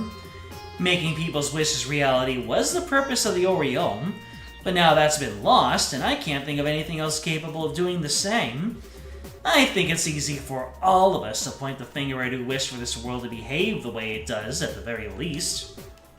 The Lord of Phantasma. Exactly. Based on everything that's been said, they weren't in the world originally. That was just the ghost you encountered. Until the Lord of Phantasma, she simply watched over this place from this garden here. But then they showed up, stole our power, and started remaking the world according to their own whims. The result is what we're stuck in right now. Well, what do you think? Wow. Damn. Feels like you popped your head and solved all these crazy mysteries like they were nothing. It's certainly impressive. Even I hadn't been able to deduce quite that much. You really are a genius, Ren. I'm sure you could have worked this much out if you really put your mind to it, Joshua. Unless Estelle's stupidity is actually contagious and rubbed off on you. Well, that's not very nice. I'm pretty sure that's not the case. Dearie me. Either way, sounds like this Lord of Phantasma person likes games just as much as I do. And without me, I don't know if you'll be able to beat them. So I suppose I'd better lend you all a hand. I hope you're all very grateful. Yeah, sure. It's nice to have a cutie like you on board, Ren. Well, now that that's settled, it's time to use that cube to take us back to the 5th plane so we can move on. Now that we've gotten closer to working out what's going on, we should be able to move on to the next part of the game board now. I'm guessing our opponent's ready to make their next move too. Someone's confident. Still, have it your way. It's not as though we have any option other than to press on. I'm expecting we'll encounter a devil at the end of this plane, just like we have at all the others. We should only move on when we're sure we can handle it. I could really do without the extra trouble. Then again, I am kind of curious what these devils are like in reality. Would you like to come and have a look with me, Tita? I'm not sure just the 2 of us going would be such a good idea. Nah, she was supposed to being with us earlier, but look at her now. Yeah, I'm really glad she came around.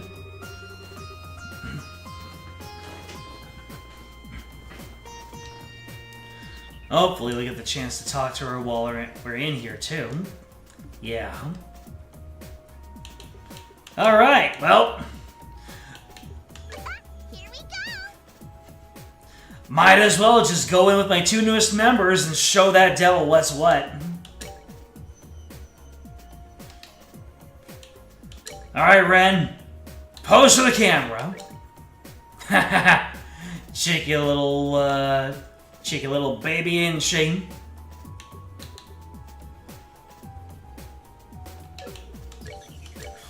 Alright, let's see. So, her weapon is called the 9 Lives, an Enforcer's Scythe, said to be able to claim 9 lives at once. Is there anything else about her that's evocative of cats? Because 9 lives is obviously a cat thing. What do I want to give her, though? Carnelian Bracelet, Destiny Card, various stats up and down, Crimson Eye. Huh! The speed down is really bad, though. I don't want that. Mind Blind, Sleep Faint, Death Blows. Various stats up, prevents faint. Faint prevents confuse. Yeah, I don't want to be confused.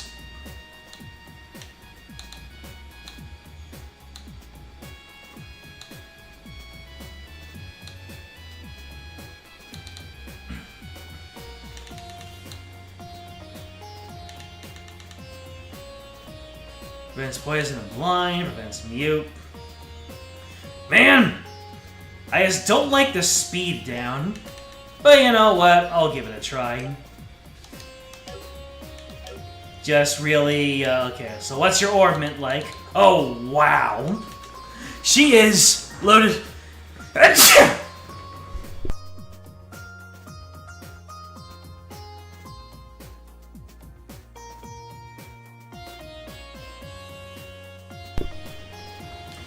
She is loaded up to bear death.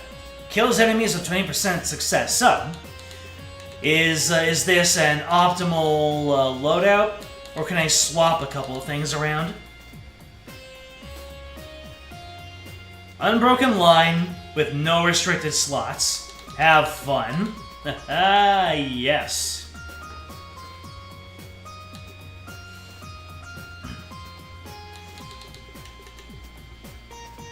Alright, the Septium Vein can go in favor of, like, EP Cut or EP3.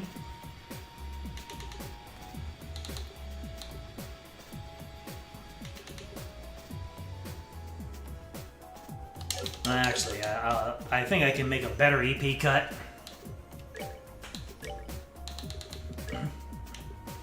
I can go all the way to 4.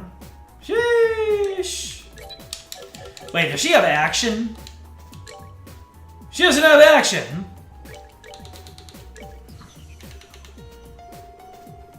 Everyone needs a little action in their life.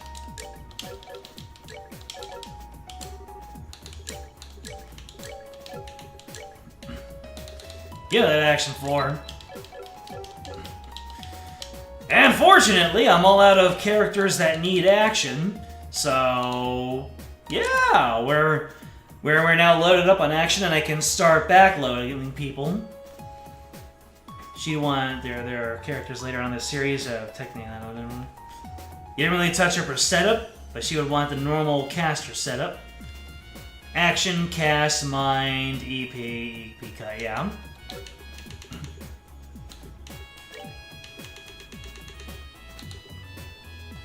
Oh, wow. This is better than mine. Yeah.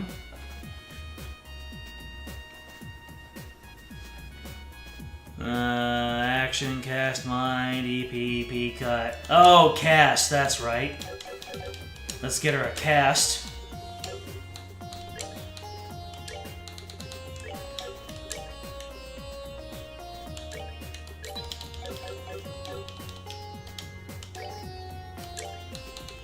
Let's see.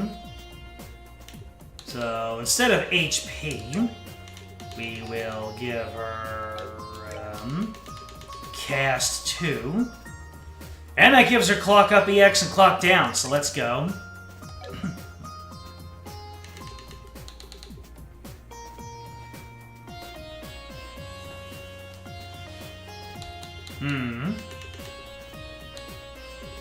Earth Guard, Stonehammer, Petrify Cloud.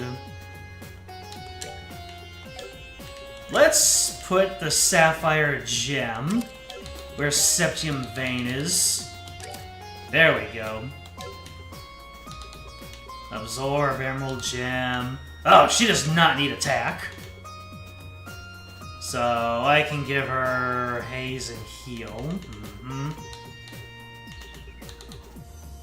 Let's see, I can give her EP cut over here.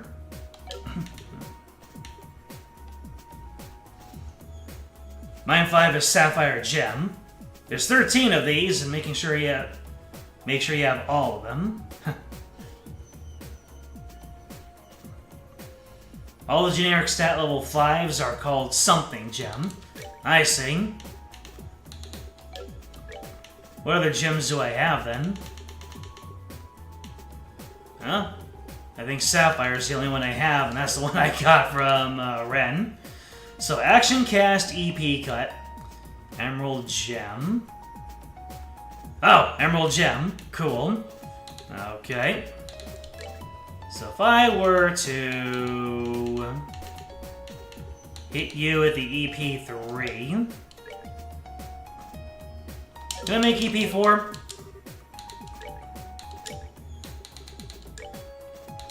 I can. Oh, and I'm running low on time. And time quartz. There we go. Attack gives her access to the strongest fire art. Ah, that's so. Anyways, let's see here. What should go in the free spot? Should it be Septium Vein or something else? Well, then again, it does give her... Yeah, it gives her access to Tier All.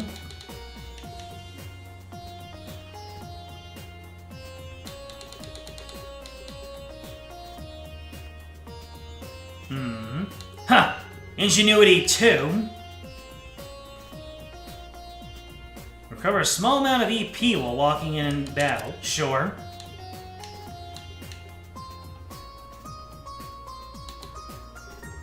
You're required to have all 13 either in your inventory equipped to someone for the Sundoor 5. So you need to have additional Earth, Wind, and Earth set of values. Alright. I think I've got a good setup over here, so let's move on. I'm pretty sure I know the answer, but does the shop have anything good for Ren? I don't think it will.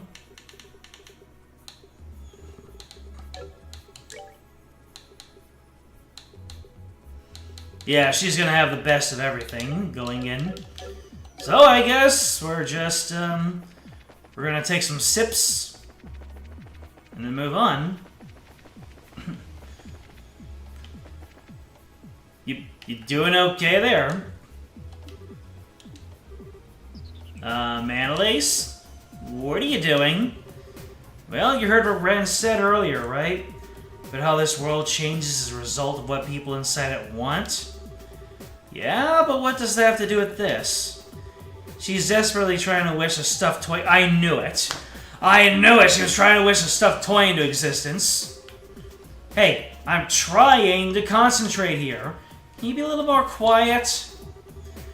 Should I go with a fluffy, beady-eyed palm? Ooh, or maybe a nice silky bear? Or a super soft panda? There's so many wonderful choices, I can't decide which to go with. Concentrate? You can't even decide what you want. At least focus on one of them and see how that goes before getting greedy.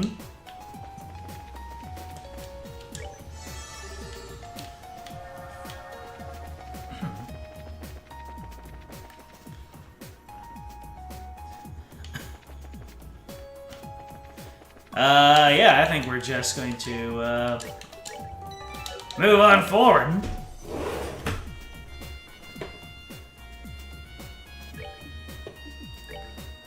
And I think the overall midpoint is the one that I needed. Alright, Ren, time to put you into the field and see what you've got. I will show you what I'm made of now.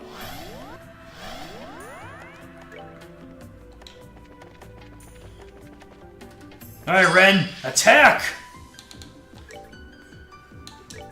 Yeah, come on.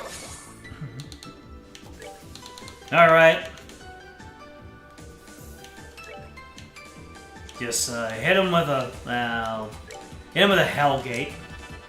That'll be guaranteed to hit at least one person.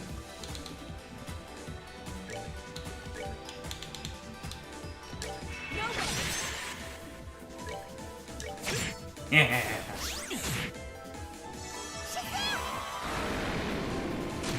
Woohoo! Alright. That's some good arts.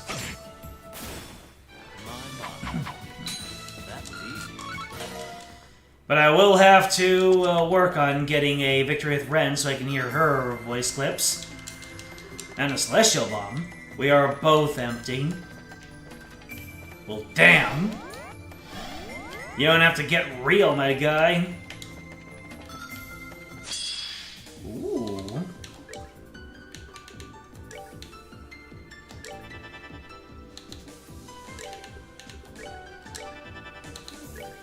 Let's see how much a simple soul or a single target attack is gonna do.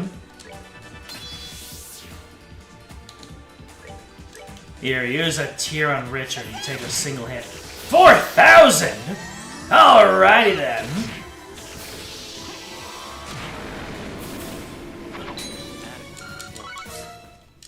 Look at all that blue. Look at it.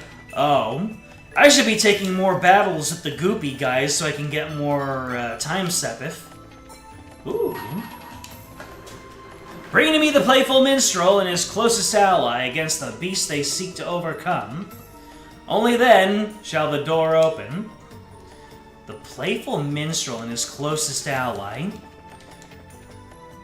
That's Olivier and Mueller, huh?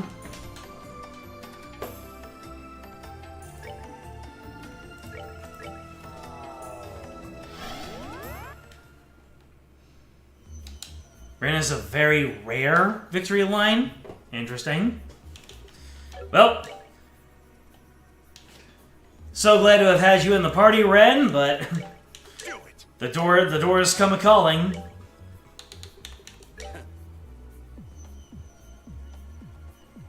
This door is about an hour long, I see.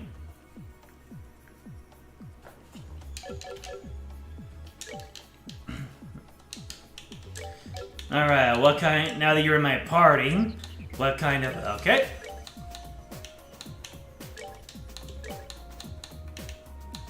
Yep, everyone's getting the hand-me-downs.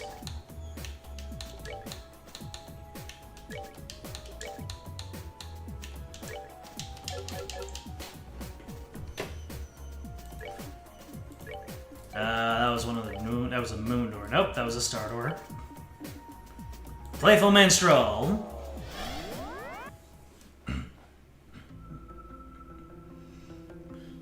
This door will pretty much be the rest of the string. Okay. It is what it is.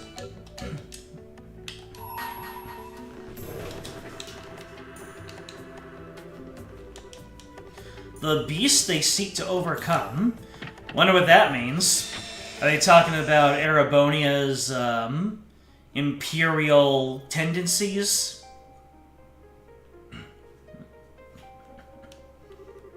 I shall grant you a memory fragment of my blessing!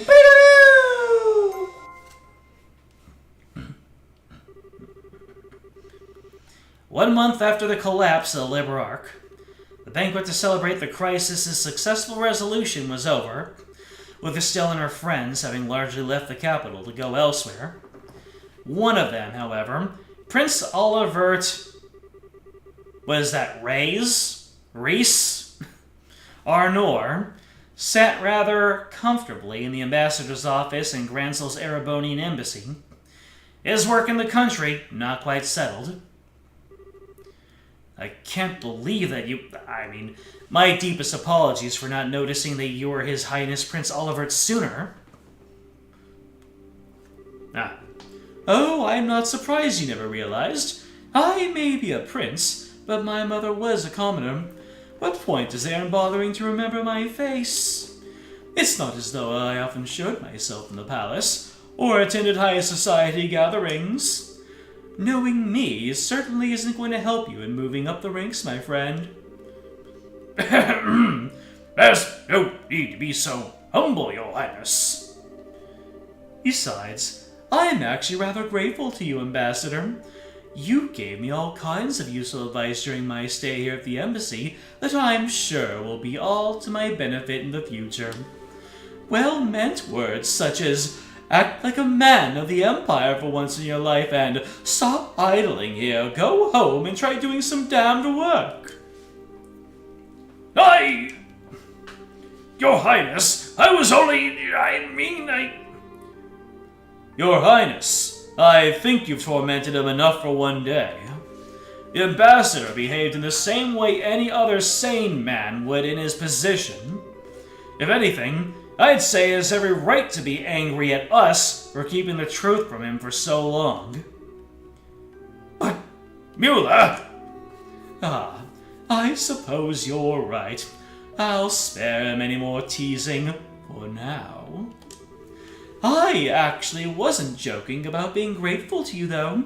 You truly have done admirable work over the past month. I have? Acting as a pipeline with the Empire, checking the safety of Erebonians residing in Liberal, helping the international liner services to continue. And those are only the tip of the iceberg. You've done so much more. You have my deepest thanks as a prince of the Empire. I'm not worthy of such praise, Your Highness.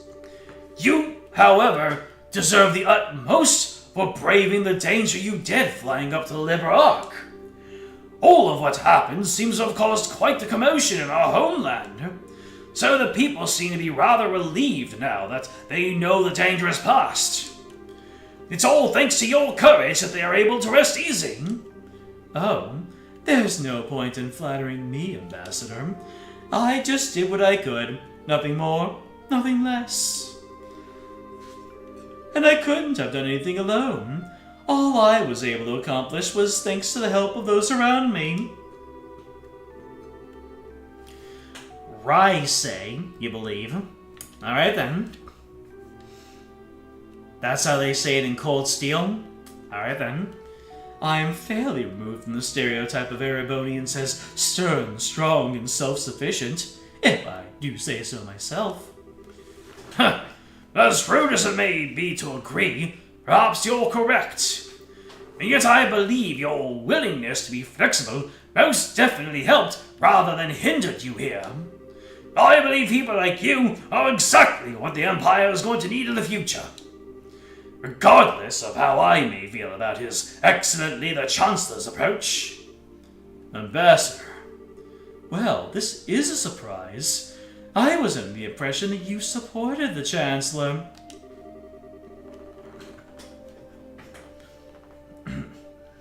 Then again, you are a noble. Does that lead you to oppose his reformist policies, perhaps?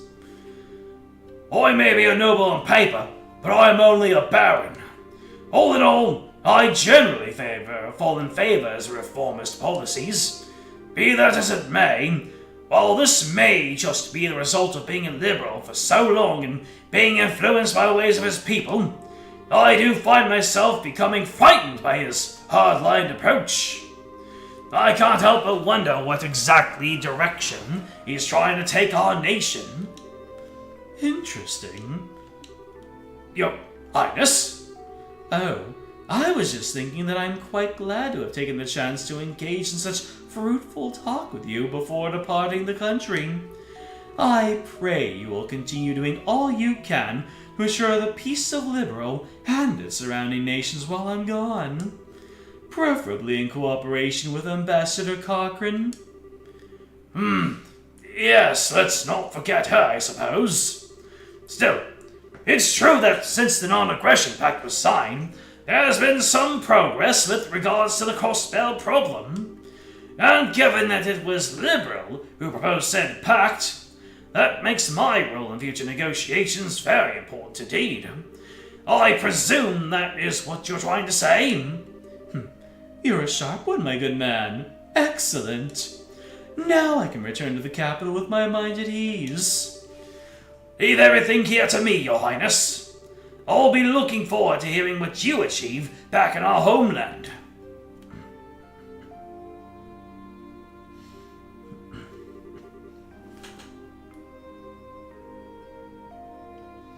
Everyone should pay close attention to this one. It's definitely one of the denser doors. Take pauses in reading if I need to think about what I've just read. Okay. I have a feeling that the dense parts are yet to come. This truly is a country like no other. I never thought the day would come when I would hear things like that from a noble of the Empire. Indeed, he is apparently somewhat less of an obstinate man than I thought he was. Perhaps this nation's very air has the power to genuinely change people. It seems to have an effect on you, too. I feel like I'm seeing a lot more smiles from you these days than I used to. I'm loath to admit it, but that may well be true. I still find myself wishing that you would learn from Liberalian's dignity and sense of restraint, however. Two qualities you don't particularly possess in any measure. In fact, you're far too much of their opposites. You say that, but these qualities are the only weapon that I have. I don't have much that will allow me to compete against the Chancellor. I need to use what little happens to be tucked in my corner as best I can. So the Chancellor is the beast that they're trying to overcome, clearly.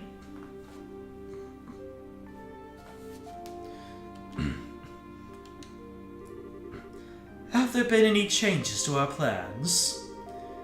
None. We should be able to proceed as arranged. 3 days ago, the Chancellor left the capital on a tour of Eastern Erebonia. Tomorrow, you will be returning there aboard the Arcel, while he's still out in the east. All those who need to be made aware of our return have been given proper notice. Your arrival in Erebonia will make a real impact, of that I am certain. What potential obstructions to the plan are there at present? Nothing major. There have been some movements in the Intelligence Division's 4th subdivision, but not much. There's a chance that everyone is being cautious because the Arcel is involved. But I put greater odds on the idea that everyone is just treating this as a pompous performance by you and not taking it seriously. Well, they'd be right to.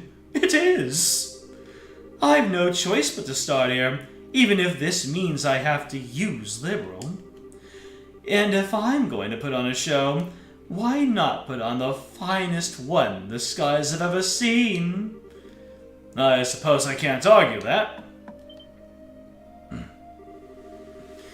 I am sorry to trouble you at this late hour, Your Highness. A message has arrived for you from Heimdallr. What will you have me do? Really? Alright, come in. Pardon me? Well, if it isn't those are my thoughts precisely. Lecter? I thought I recognized those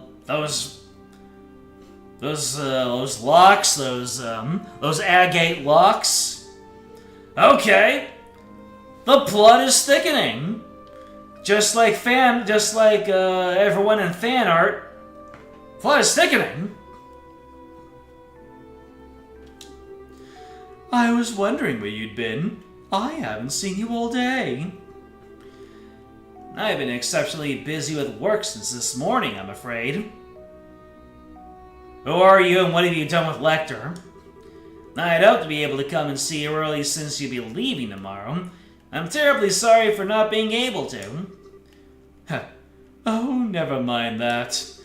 If that work of yours is done now, we three could enjoy some sensual quality time together for the remainder of the night. My man, that wasn't even an innuendo of some sort. And by the way, how old is Lecter?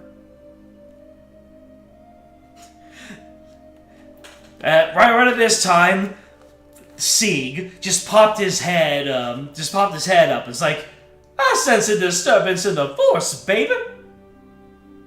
Oh well, back to these worms. So, what was our message from the capital, Secretary? They've acknowledged receipt of His Highness's message. However, they didn't anticipate that you may be able to arrive all the way from Gransel in less than half a day. As such, they're currently in a minor panic, trying to ensure everything's ready for the ceremony tomorrow. That doesn't come as a surprise. There's nothing like your cell when it comes to speed at home. Oh, how cruel you both are for deftly ignoring my proposal. Although, it sounds as though the stage will be set in time. Now I need to decide on an outfit that will leave everyone's jaws on the floor to sweeten my arrival. Perhaps a glistening coat and white loincloth will do the trick. Huh, that'd make a grand impact, alright. I'd almost wish I could go along and see it myself. Please don't encourage him. You show remarkable promise for someone so young. What do you say to coming back on the Arcel with me? I'd welcome your company. Your work here in Liberal is just about done as it is, isn't it? Your offer's certainly tempting, but I'm afraid I have another job to take care of soon. The thought is appreciated, of course. Really? Well, that is a shame. Good luck with that next job of yours. Thank you. Well, if you will excuse me.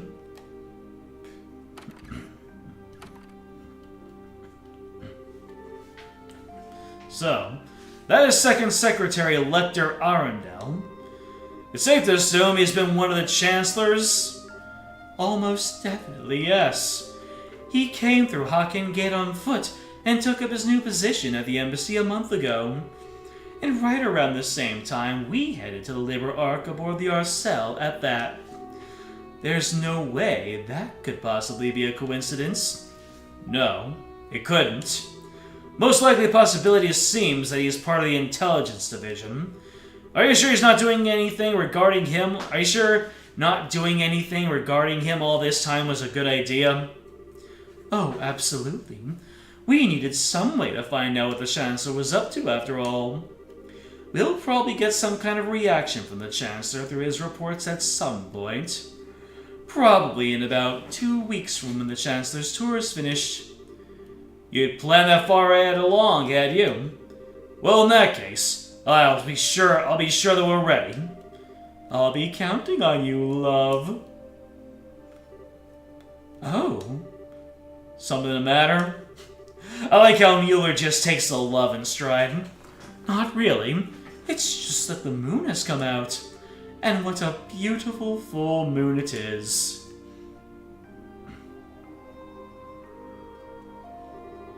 What the moon doing?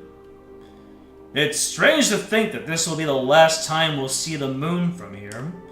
Truth be told, I am going to miss it. Well, it looks like putting a smile on your face a little more often isn't the only thing Liberal has done for you. It's opened up your eyes to life's natural beauty as well. But in all seriousness, we'll have to do all we can to be able to come back and see it again one day, while we're both still alive. That's ominous. I mean, if he just said that, within our lifetimes, that'd be one thing. If he said before we die of old age, that's another thing. But while we're both still alive, are Oliver and Mueller on borrowed time? Or one of them? Huh. Indeed.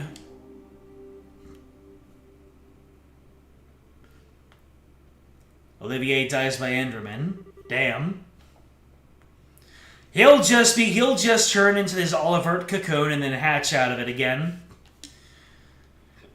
The next morning.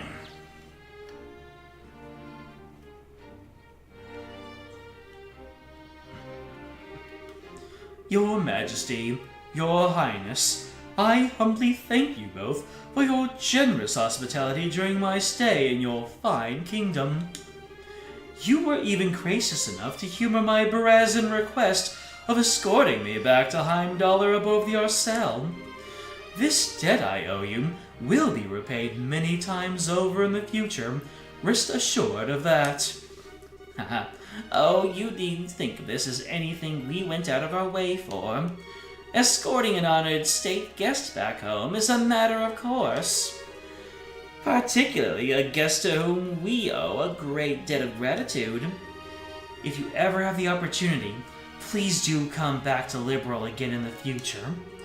I imagine Estelle and Joshua will be back by then too. So, we'll all be able to give you a nice warm welcome.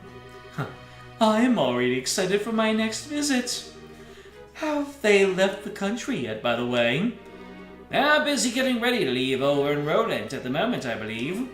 I'm planning to see them off when the time comes. I see. Incidentally, while the ruins of Hamel are currently sealed off, I'll do what I can on my end to ensure they are allowed inside. Could I trouble you to pass that along to them? Certainly. Thank you very much, Your Highness. Oh, think nothing of it. It's the least I could do after all they've done for me. I owe you a great deal too, Cassius. If not for your assistance, stopping that armored division from crossing into Liberal wouldn't have been as simple as it was. I could say the same to you. Still, as I am sure you're aware, the outcome will have been well within the realm of possibility for the Chancellor. I doubt he was even surprised by the incident. Really? Most likely not. Erebonia had nothing at all to gain from using that situation to occupy Liberal. Certainly not to the extent that it would be worth going out of their way to develop inefficient steam tanks. The only reason I can see for him doing what he did was as a show of power to surrounding nations. A statement that even without orbital power, Erebonia's army could still act. I indeed suspect that was his true aim all along. Goodness. So you did notice. The orbital shutdown phenomenon was a complete unknown to the rest of the continent.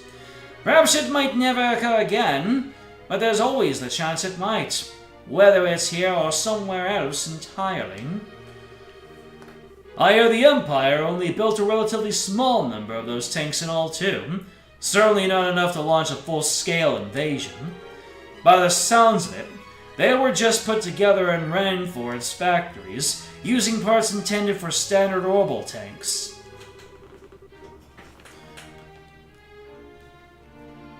You do think an interesting thing the series does?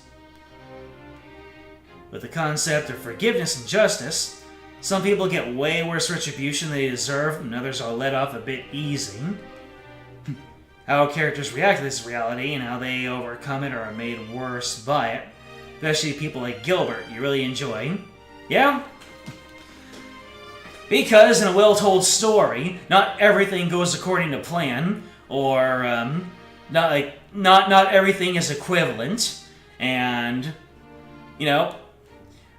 bad things happen to bad things happen to good people, and good things happen to bad people, and that sort of thing can really test one person's resolve. So, I'd say you got a fair point there.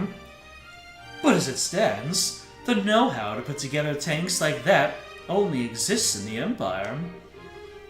And in these unpredictable times, no other nation has the time or resources to try and develop extremely inefficient steam-powered weaponry. In a sense, because of what just happened, the Imperial Army's effect as a deterrent is even greater than ever. He's using war as a diplomatic tool, and very effectively at that. None of this had even occurred to me. I had a long way to go before I'm fit to be ruler of this country. Don't beat yourself up too much about it. He's no ordinary foe to even the most hardened veterans. The Chancellor always seems to be thinking several steps ahead of the rest of the world. It's impressive, no matter what we may think of his actual ideas. I'm quite the reckless fool to be trying to challenge him, if I do say so myself. Don't be silly, Your Highness. How can you say that with a smile on your face is utterly beyond me. You should focus on building yourself a strong foothold to begin with. I do hope you'll be careful. No matter what may occur, be sure not to lose sight of exactly where you stand. Of course, Your Majesty. If I were to go and bring shame upon myself now, I'd be wasting all the effort involved in escorting me back home. I'll be sure to take what you have said to heart. Excuse me, Your Majesty. Hilda? Whatever is the matter? It's not often I see you so flustered. My apologies, Your Majesty. It's just that a guest for you has arrived all of a sudden at the castle. Ordinarily, I would not have rushed in while you were meeting with others, but the visitor is so irregular that I thought you should know at once. Irregular? How so? It sounds like it's time for me to take my leave, then. Actually, the visitor said he would like to greet you as well, and not just Her Majesty. Nani? Hilda, just who is this visitor? Well, he introduced himself as Chancellor Gileath Osborne of the Erebonian Empire. Well then, the Chancellor just barges on in and says, "Hey, I heard y'all talking shit."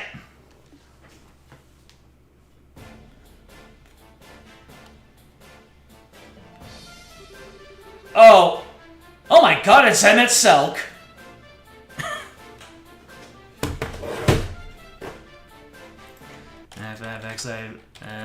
Final Fantasy 14, Emmett Selk.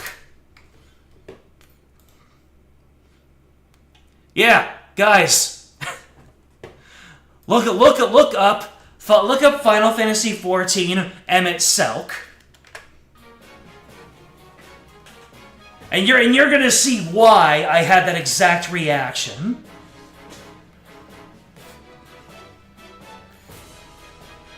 In fact, I'm just gonna, let me see here.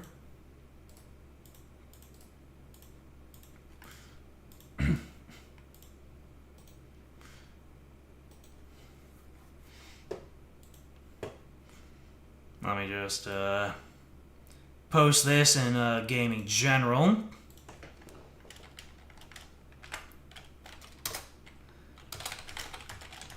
guy who...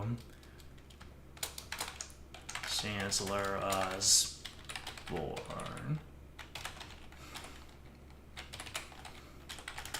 looks like. Yeah. There are some obvious differences, but but Chancellor Osborne is the Western Emmett Selk, and Emmett Selk is the JRPG Chancellor Osborne. You can't tell me that there isn't a whole lot of overlap between these two character designs. Maybe there could have been some inspiration, who knows? Then again, when did Stormblood come out? Well, probably way later than this game.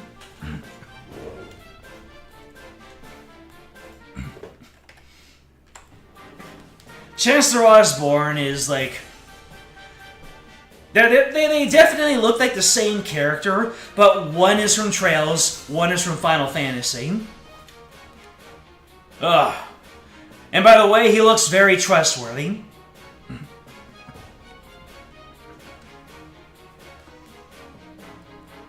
Ugh. It's an honor to be granted a personal audience. I am Gileath Osborne, representative of the Imperial Government. My apologies for the abrupt intrusion. So you are Chancellor Osborne? And it's a pleasure to see you again as well, Your Highness. It's been a year since we last met, has it not? I hope these passing months have seen you well. Yes, a year sounds about right. Still, well, I hope you'll forgive me for asking, just what did prompt someone of your stature to appear at the castle without warning? I'd very much like to hear your side of the story. My apologies, Your Highness. You see, these past few days, I've been touring around Eastern Erebonia on routine inspections.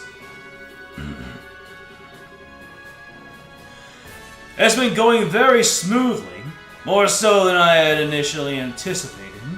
I had enough free time on my schedule to pay a cordial visit. Oh my, is that so?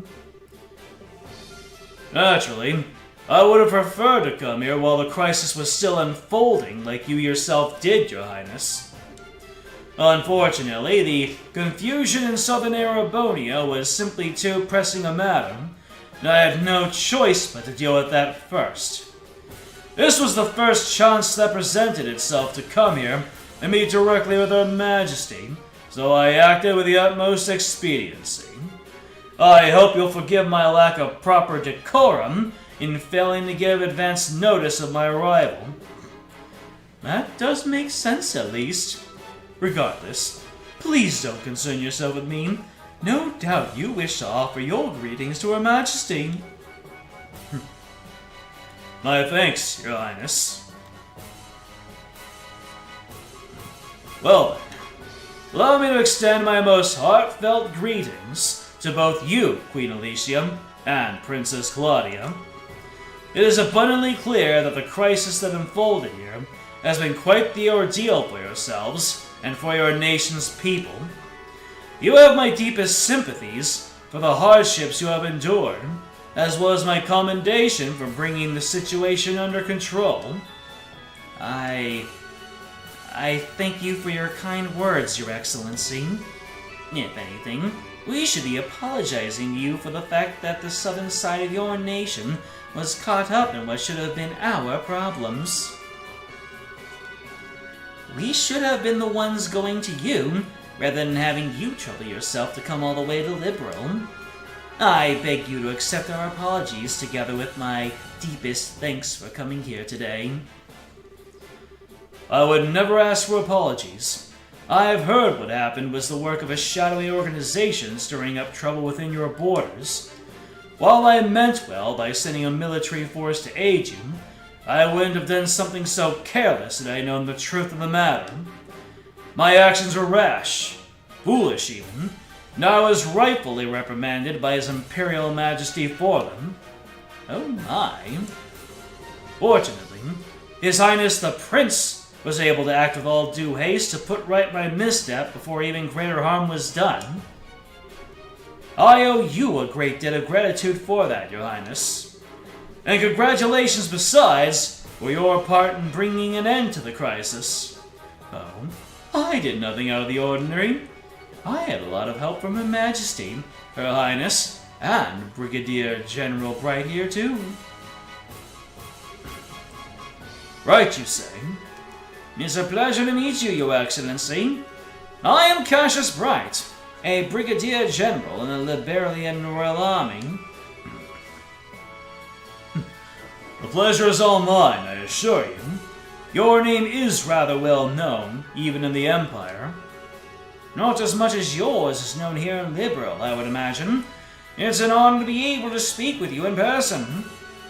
It's certainly a surprise to be able, though. Coming here on a whim can't have been easy for a man as busy as yourself. Sounds as though I may have underestimated just how capable you truly are. Not at all. I was greatly impressed to see the Royal Army's effectiveness in dealing with the tumult here. Your forces have proven powerful, yet flexible, capable of dealing with emergencies ably and decisively. I might go so far as to say it embodies an ideal that the Imperial Army with its swollen ranks could never hope to realize. You flatter us, Your Excellency. For your part, I hear you are responsible for establishment of the Imperial Army's famed intelligence division. Our army is in desperate need of a new one of its own, so I find myself quite envious. Ha! It almost sounds as though the two of us want what the other has. So it does. May I ask, Your Excellency, what will you be doing now? For my part, I'm intending to leave Liberal today, so I'm afraid I won't be around much longer. Yes, so I've been told. I believe you're intending to make your grand arrival in Heimdallr aboard the famous Arcel. I'm impressed you're already aware. I almost wish I could return to Ereboni on board it alongside you. But alas, I'm afraid I have other business demanding my attention after I am finished here. I'll be leaving Liberal separately this afternoon. That is a shame. I would very much have liked to invite you to this evening's banquet. Please, you need not go to such troubles on my account. I feel as though I've put you out enough showing up unannounced as I did, to say nothing of dining with such esteemed company. Still, I do have some time before the airship I'll be leaving on is due to depart. That being the case, might I ask for a little of your time, Your Highness? I have a few things I'd like to discuss with you personally.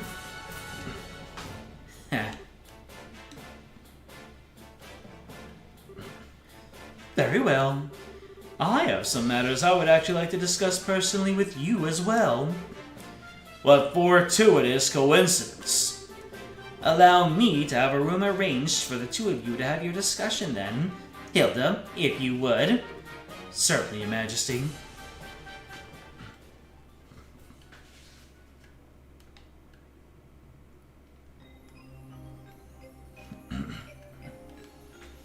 They changed Westernized name for Trails Through Daybreak because Dawn Trail came out right before something. Trails Through Dawn? Really? Fascinating. Man, that would have been such a... If they knew how to play it, that could have been such good synergy. Kind of a ribbing on each other.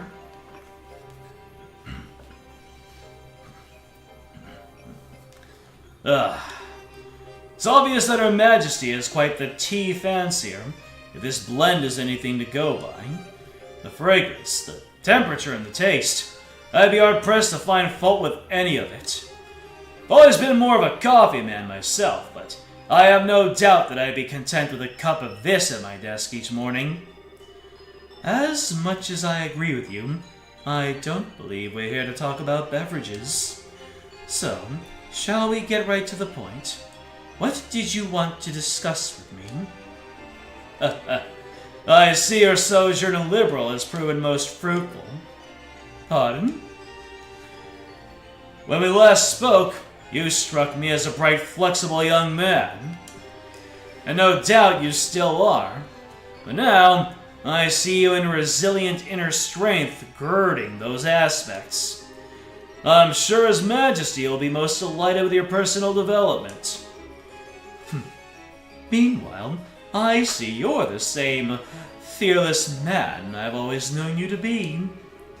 More so, even, that crushing aura about you seems to have only grown with time.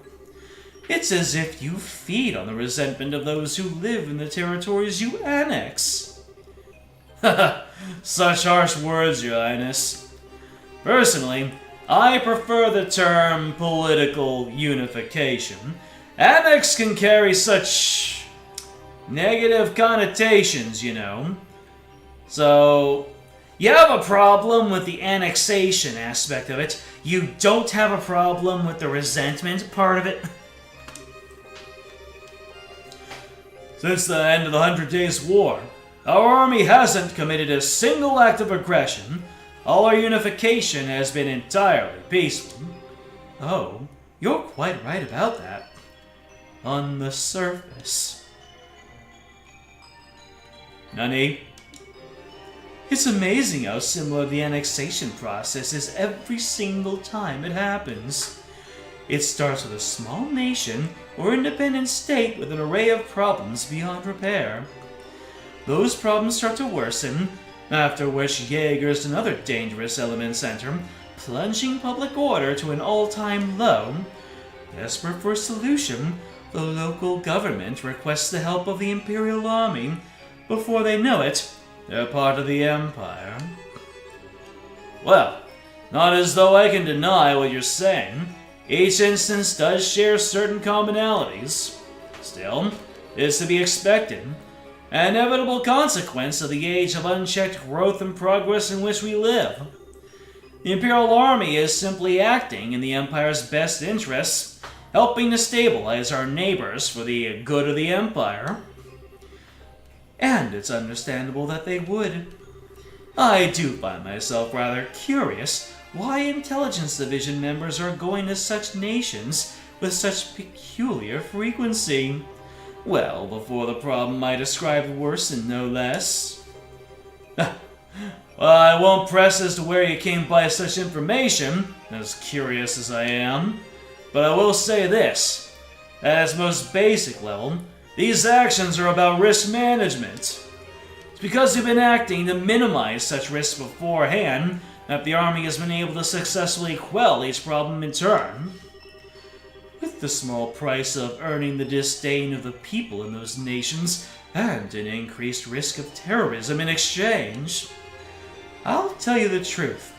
I'm rather astounded that you had the courage to come here to Liberal all on your own to begin with.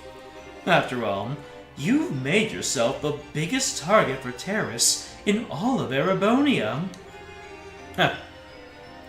Your concern is touching, Your Highness. I would ask that you not trouble yourself with my safety. I employ some very skilled subordinates tasked primarily with eliminating the risk of terrorist attacks against me. Really now? That Lecter is one of those, I presume? A rather peculiar fellow, isn't he? But a very useful one all the same. Working out the scheduling for this trip and taking all the necessary precautions to ward off terrorist threats were both his doing. And thanks to his commendable efforts, I can depart for Crossbell free from worries as soon as I've finished my business here. Crossbell? Are you surprised? I'll be participating in a top-secret discussion with a representative of the Crossbell government. Wait, everyone is converging on Crossbell. Recently, a large amount of funding has been flowing into the country through Republican channels, putting our allies on the defensive.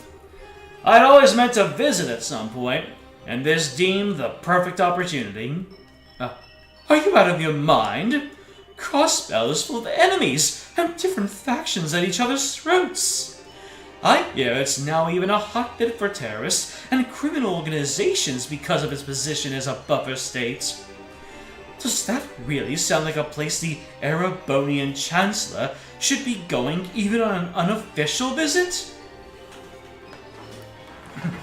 I'm surprised to hear you advocating caution in the face of potential danger, Your Highness. After all, it was you who flew into an ancient city, at great risk to your own safety, and returned unharmed after surveying it. Compared to such rousing risk-taking, my visit to Crossbow will be child's play. As I'm sure you're aware, you're regarded as something of a hero back in Erebonia now. To see a hero make a grand return befitting his newly minted legend, and aboard the famous Arcel no less. Naturally, our hero has also taken the time to ensure that every well-known newspaper and magazine are well of his homecoming too. Oh, I have no doubts that your triumphant arrival will be every bit as glorious as it is played out in your imagining, Your Highness.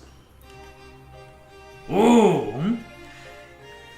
He pushed a button. He touched a nerve. Olivert is on the back end. Do be sure to capitalize on this chance as best as you can to build yourself a firm foothold.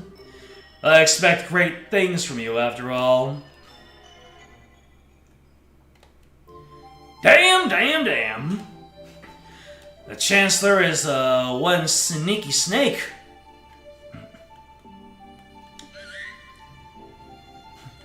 Well, look at what the cat dragged in, baby! I still got my eyes on you after that peeking nonsense. Hey, buddy. You haven't changed a bit, huh? You still peeking panties, panty peeper? Really? Sounds like a ton's happened, huh? Nice to see you and your master are doing alright. She's doing just fine, baby. Lecter?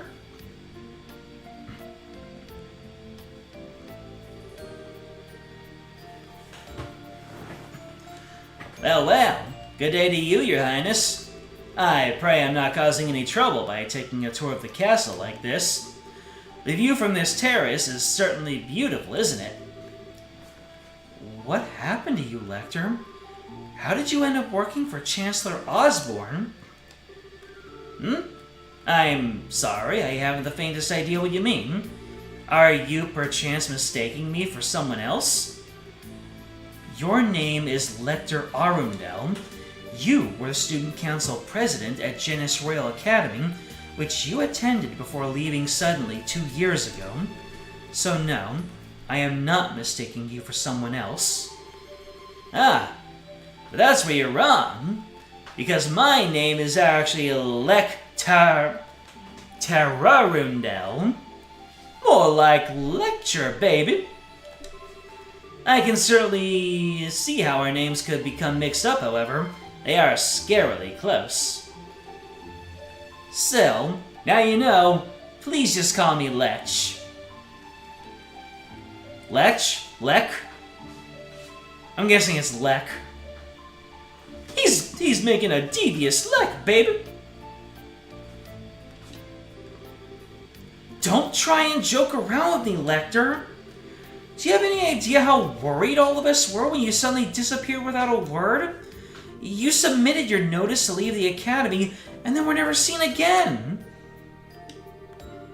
Even the otherwise calm Leo let out a cry of anger when he found out.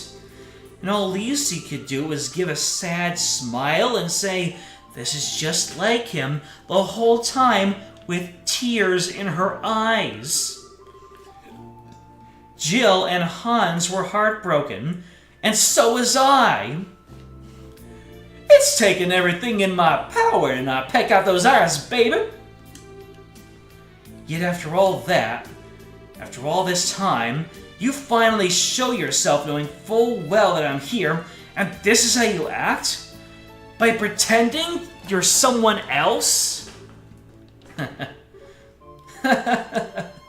Lecter! Sorry, no need for the scary glare. You're still taking things way too seriously. Looks like I'll take more than stepping up as a crown princess to change that part of you. It's one of the best aspects, baby! Back down! But you know, seeing you makes me kind of relieved. I always figured if someone like you became crown princess, you'd have virtually no freedom to do anything other than work. But from all that's reached my ears, sounds like you're actually doing all right for yourself. And you even made some great new friends after I left the academy, didn't you? Nice! I sure did. Nonetheless, it's thanks to you that I was able to change it all. You were the one who gave me the first push in the right direction. It's 'cause of that one I owe you, baby, that I ain't going all up in your hair. I never got the chance to thank you properly after you left, but all this time, I've always been grateful to you. Well, consider me honored. Do I get a kiss in return? You're getting awfully close to stranger danger, baby!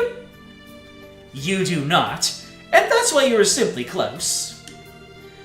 I may feel respect towards you, but nothing romantic. Ah, that's a bummer.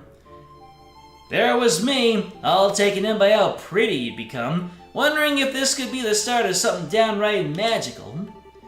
And what happens instead? My dreams of romance and sweet smooches are crushed to nothing before they can even begin. Your crocodile tears are delicious, babe.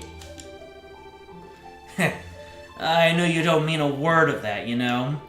You're looking very sharp yourself, though. It's surprising to see. Every time I've seen you before today, it was in that heavily frayed uniform worn in the most sloppy way imaginable. I think you'll find I was merely making a fashion statement. That wasn't laziness or slobbishness. Every part of it was carefully calculated and considered a maximum effect. The scary thing is, I actually believe you. You always seemed as if you cared for nothing but having fun and causing trouble, yet when it came down to it, you were wise beyond your years. And I've finally seen part of that reason behind that today. You had the drip, baby! I'll ask you again, Lecter. How did you end up working for Chancellor Osborne like this? Just what happened to you between you and submitting your notice and to leave the academy and now? Answer the question, baby! Do you now? I have to admit, I never imagined that would be the case. On the contrary, I was expecting you to tell me to back off. Oh, adios forbid. What reason would I have to suggest such a thing? After all, at the end of the day, our positions are functionally the same. I'm not sure I understand. Do you not think so? Personally, I find it difficult to believe that you would not harbor some hatred toward Erebonia as it is today. A grand empire clinging to the glories of a bygone era, ruled by the nobility and shackled by meaningless conventions. Am I wrong? People call me the Blood and Iron Chancellor, as though I hold the whole of Erebonia in the palm of my hand. But in reality, my position is far more tenuous. The white streak in his hair is on the wrong side. I have supporters and allies in the capital, certainly, but outside its walls, the nobility holds far more sway than any of them. While it is true I hold a great amount of power in the form of the Imperial Army, even then, I only truly command around 70% of it. The remainder is loyal to the nobility, who also maintain their own private armies. With those factored in, my advantage shrinks substantially. So you see, I am still very much in the midst of a battle to truly exert control. Which is why you're building railways all over the country to expand your area of influence. And you've been annexing new territory to that same end. As long as I've long thought, you clearly understand me better than anyone else. That is why I'll say this once again. Work with me, Your Highness. With your support, our nation will be able to bring about real reform faster than ever. The noble faction, bloated with its centuries of decadence, can be stopped before they even have the chance to unify against us. Surely, that's what you desire more than anything. Let me ask a simple question, Chancellor. What connection do you have with Ouroboros? I'm afraid I'm not quite sure what you're asking. I will say this, however. I am a firm believer in using every resource at my disposal in the name of achieving reform. That's the way I believe in handling politics. I see. Well, it does seem as though we would see eye to eye in many ways. And that's all the more reason why I am afraid I must refuse your offer. Is that so? Yes. I find it difficult to like the rotten noble faction that exists in the Empire. Or perhaps you're right that hate is the more appropriate word. But my feelings of fear towards your methods are far greater than my feelings of hatred towards the nobles. What you seem to be doing is trying to compel Erebonians with a delusive utopia to whip them into an enthusiastic frenzy. No doubt by successfully convincing the people, the old god will fall into the metaphorical firestorm created, and yet by then, the gears will have already begun turning. There will be no satisfying a roused populace with a thirst for revolution. The storm will just keep growing larger and more ravenous, engulfing anything and everything in its wake. You know this, don't you, Chancellor? But of course! After all, that's what I intend to happen. It's the first stage of my reforms.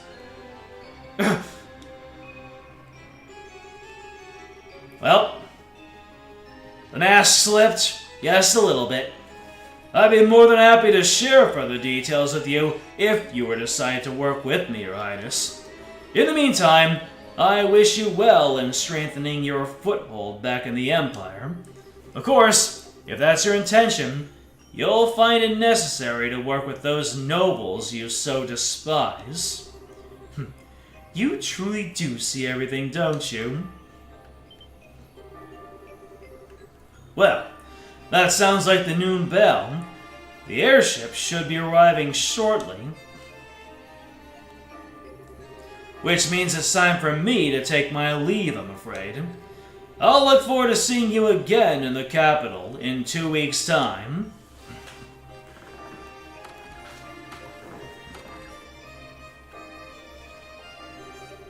I take it the discussion is over then. What's wrong? You look awfully tired. Oh, nothing. I'm just feeling odd and new at what a monster I decided to pick a fight with. Oh dear. Meanwhile, back with Sig, baby! Oopsie. I think it's probably about time for the airship to arrive. I'm gonna have to stop you there and get going. What? See ya, Sig. Next time I see you, I'll bring some Erebonian salami as a souvenir, okay? Oh, for real? On God, baby? I'm looking forward to it. Wait! Are you planning to just disappear without telling me anything a second time? Oh. Got an important question for you. Did you fall in love with someone while I was away? Hit the nail on the head, huh? Aw, that's so cute. First love, right? How's that feel? Heart all aflutter one minute, end of the world the next? Don't you dare start teasing me. But you're right, though. I did. He rejected me in this very spot not that long ago. Wait, you're joking, right? That is a coincidence I did not see coming. I'm not so sure about that. Feels like you know everything sometimes. I'm not some kind of all-knowing, all-seeing divinity. That's what makes the world so interesting to me. Hey, yo! Yes, went for the head pat. We've got 3 trails traditions. We've got the slap, the kiss, and the head pat. Oh, I'm happy for you, Chloe. Knowing the pain of lost love's what makes a girl blossom, in my humble opinion. Do you feel like the whole experience let you get a step closer to the person you want to be? Well, what about you? Do you feel like you're getting closer to becoming the person that you want to be?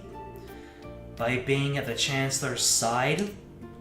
Kinda hard to do that when I don't have a person I want to be to begin with. I'm just sticking with them because it feels like it'll be fun. That's all. I have been doing it since before I joined the Academy, in fact. You have? That prince is proving surprisingly capable, but he still isn't a match for the Chancellor. Tell him to watch his back, alright? So he doesn't get swallowed up by that monster after he gets tired of dancing.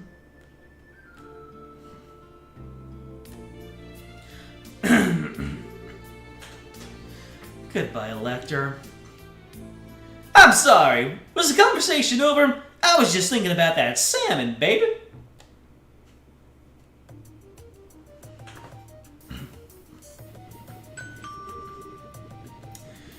Every single time I hear that sound effect, it makes me think of Snowboard Kids, because that's the sound that you hear when you take the lift back up to start a new lap.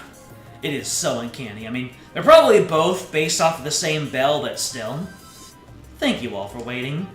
The Calabria International Airliner, bound for the Principality of Remiferia, will be departing momentarily. Please mind your footing when boarding.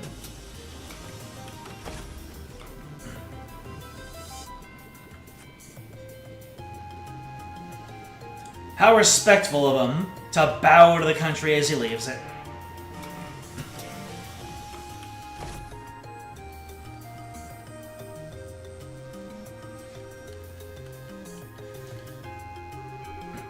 So, that was the Blood and Iron Chancellor. I can't believe he actually went out of his way to use a civilian airship when he probably has a private one of his own. I heard rumors about how out of the ordinary he is, but he lives up to all of them. He keeps me on his toes, to put it playfully enough. And beside, thanks for coming all this way to see me off, Shara. I was lucky, as I just happened to have business here at the right time. Feels like this is gonna be the last chance we get to see one another for a while, though. Rather unfortunate, as my dream is, and always was, to live away my days in the lap of luxury, surrounded by women as beautiful as you. Well, good luck with that. Changing the subject, though, who was the young man at the Chancellor's side? He didn't strike me as your ordinary guy. Oh, you could tell. But of course, I'd say I'm used to running into people who are out of the ordinary at this point. We've sure fought enough of them. His name's Lecter Arundel. He's a secretary who was sent here by the Imperial government. Apparently, he was the one who planned out all the details of the Chancellor's visit to Liberal. I can't pretend to know how much regarding his background, but he's exceptionally skilled at what he does. Actually, I know a little. Nani? Oh? Is that true? Yes. Claudia explained that Lecter once attended the same academy as her and had served as its student council president. She also mentioned about his sudden disappearance after the Academy Festival 2 years ago. Unbelievable. Then, someone connected to the Chancellor had visited Liberal first. And he's very likely to have had his own veritable information network established here long before I even came up with the idea. Now, I think it's safe for us to assume that's the case. Which also means that it's safe to assume he knows every detail about all that's happened here since. From the coup d'etat to the crisis regarding the Aureole, all of it. This man gets more unbelievable by the minute. He actually gave me a message to pass on to you earlier, too. Watch your back, so you don't get swallowed up by the monster when you get tired of dancing. He sure knows how to sting where it hurts, doesn't he? I feel like I can see a whole new world of pleasure opening up before my eyes. He should know better.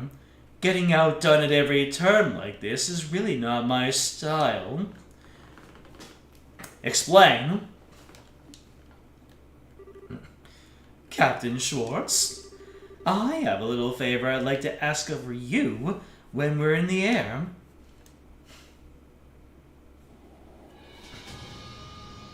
What's gonna happen? Is Olivier gonna mog the Chancellor? I'm rather impressed with how Prince Oliver has come along. Oh, it's that song? The final choice? Not ominous at all. No matter how he chooses to act from here on, he will have his uses, to be certain. You would say that, given that you think of everyone as your pawns. There's me, the Prince, and society. Indeed, and I am much the same. We are but pawns on the vast game board that is the Empire, where a thrill like no other will take place. But it's because of you two wish to see how the game plays out that you've chosen to stand with me, is it not? Well, hey, what can I say? Just don't forget that this piece right here might not be loyal forever. And such a betrayal would be perfectly fine by me. Or did you honestly think I'd never consider the possibility it may happen? Just thought I'd come out and say it. How are the other Ironbloods doing, by the way? They're all doing very well by the sound of it. At the rate things are going, there's a chance all the Prince's efforts will be for naught. Perhaps I ought to hold back on him a little. Yeah, you sure don't pull any punches, do you? You know something? I wouldn't write him off so easily if I were in your shoes. Nani? Ah, the mogging has commenced! What?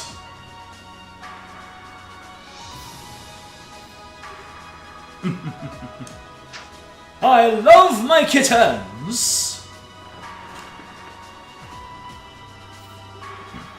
These look like rose petals? If you look out the window on the right-hand side of the airship, you will be able to see the famous Arcel. We've been informed that it is on its way to the Imperial capital with Prince Oliver of the Erebonian Empire on board. He has also given us a message to relay to all passengers on board today. I give thanks to Idios for the good fortune to have been able to meet you today. May your journey be filled with beautiful roses and her blessings. And of course, may your journey to your homes be a safe and pleasant one. That marks the end of his message. And then he does his victory pose as he peels off.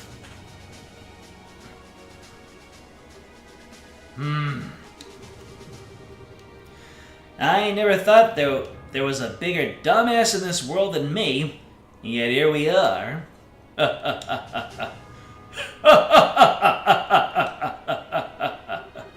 Very well, debaucherous prince. I look forward to seeing what you can do. Show me how long you can hold out against me. Meanwhile, everyone who was in the cabin was like, did anybody hear the Chancellor talking like a villain right now? No? Okay. Return to the Empire finished. Striking back at the Empire. Return to the Prince. This track gets reused a lot as a leitmotif in Cold Steel, and a lot of important areas and contexts. Will any of this be important? Maybe. I'm getting the feeling that we just set up for a lot of what's to come in the future. Receive the Divine Eye and 7,000 Mira. What's Divine Eye do? I was recently at EP1. Take that EP3. Action! Reese needs more action. Then again, Reese is an early game character who, you're gonna need a, Reese is gonna need a lot of upgrades here. She was an early game character who got taken out of the party pretty soon into it. Yeah, I'm gonna have to build up some Sepith, some quartz. Well, that certainly was ominous. Ladies and gentlemen, thank you for joining me on this leg of the journey. The game is indeed afoot, and probably after we're done with this game, you know, after the third, I can imagine that would be a very important scene if they're gonna set up some Erebonian political intrigue for the future games. Every single potential plot point brought up in that door is brought up in the next 7 games. Incredible. Okay. You know, the whole thing where they were talking about the restless people, the annexation, the railways, maybe even all the stuff having to do with Lecter might pay off. It does set up stuff in Zero and Azure, but mainly a preview for Cold Steel. Alright. You're welcome to the stream. Glad you had a great time. Blorf. And thanks to Matthew for popping on in. Moderator Catone, who's always lurking. And you. You're watching this stream as a VOD, so you know what to do. Like, subscribe, comment, ring the bell, join the Discord. It is in the description. I'll let you know when the next stream comes up. Next time, we'll continue going throughout Plane 5 and possibly see some more very important doors. Did you check out what Divine Eye does? I don't think I did. Sent Eagle Eye information, Septium Vein, and Luck. Holy crapola. That's a lot. That's basically all of the non-combat play. That's all of the non-combat effects in one quartz. That's incredible.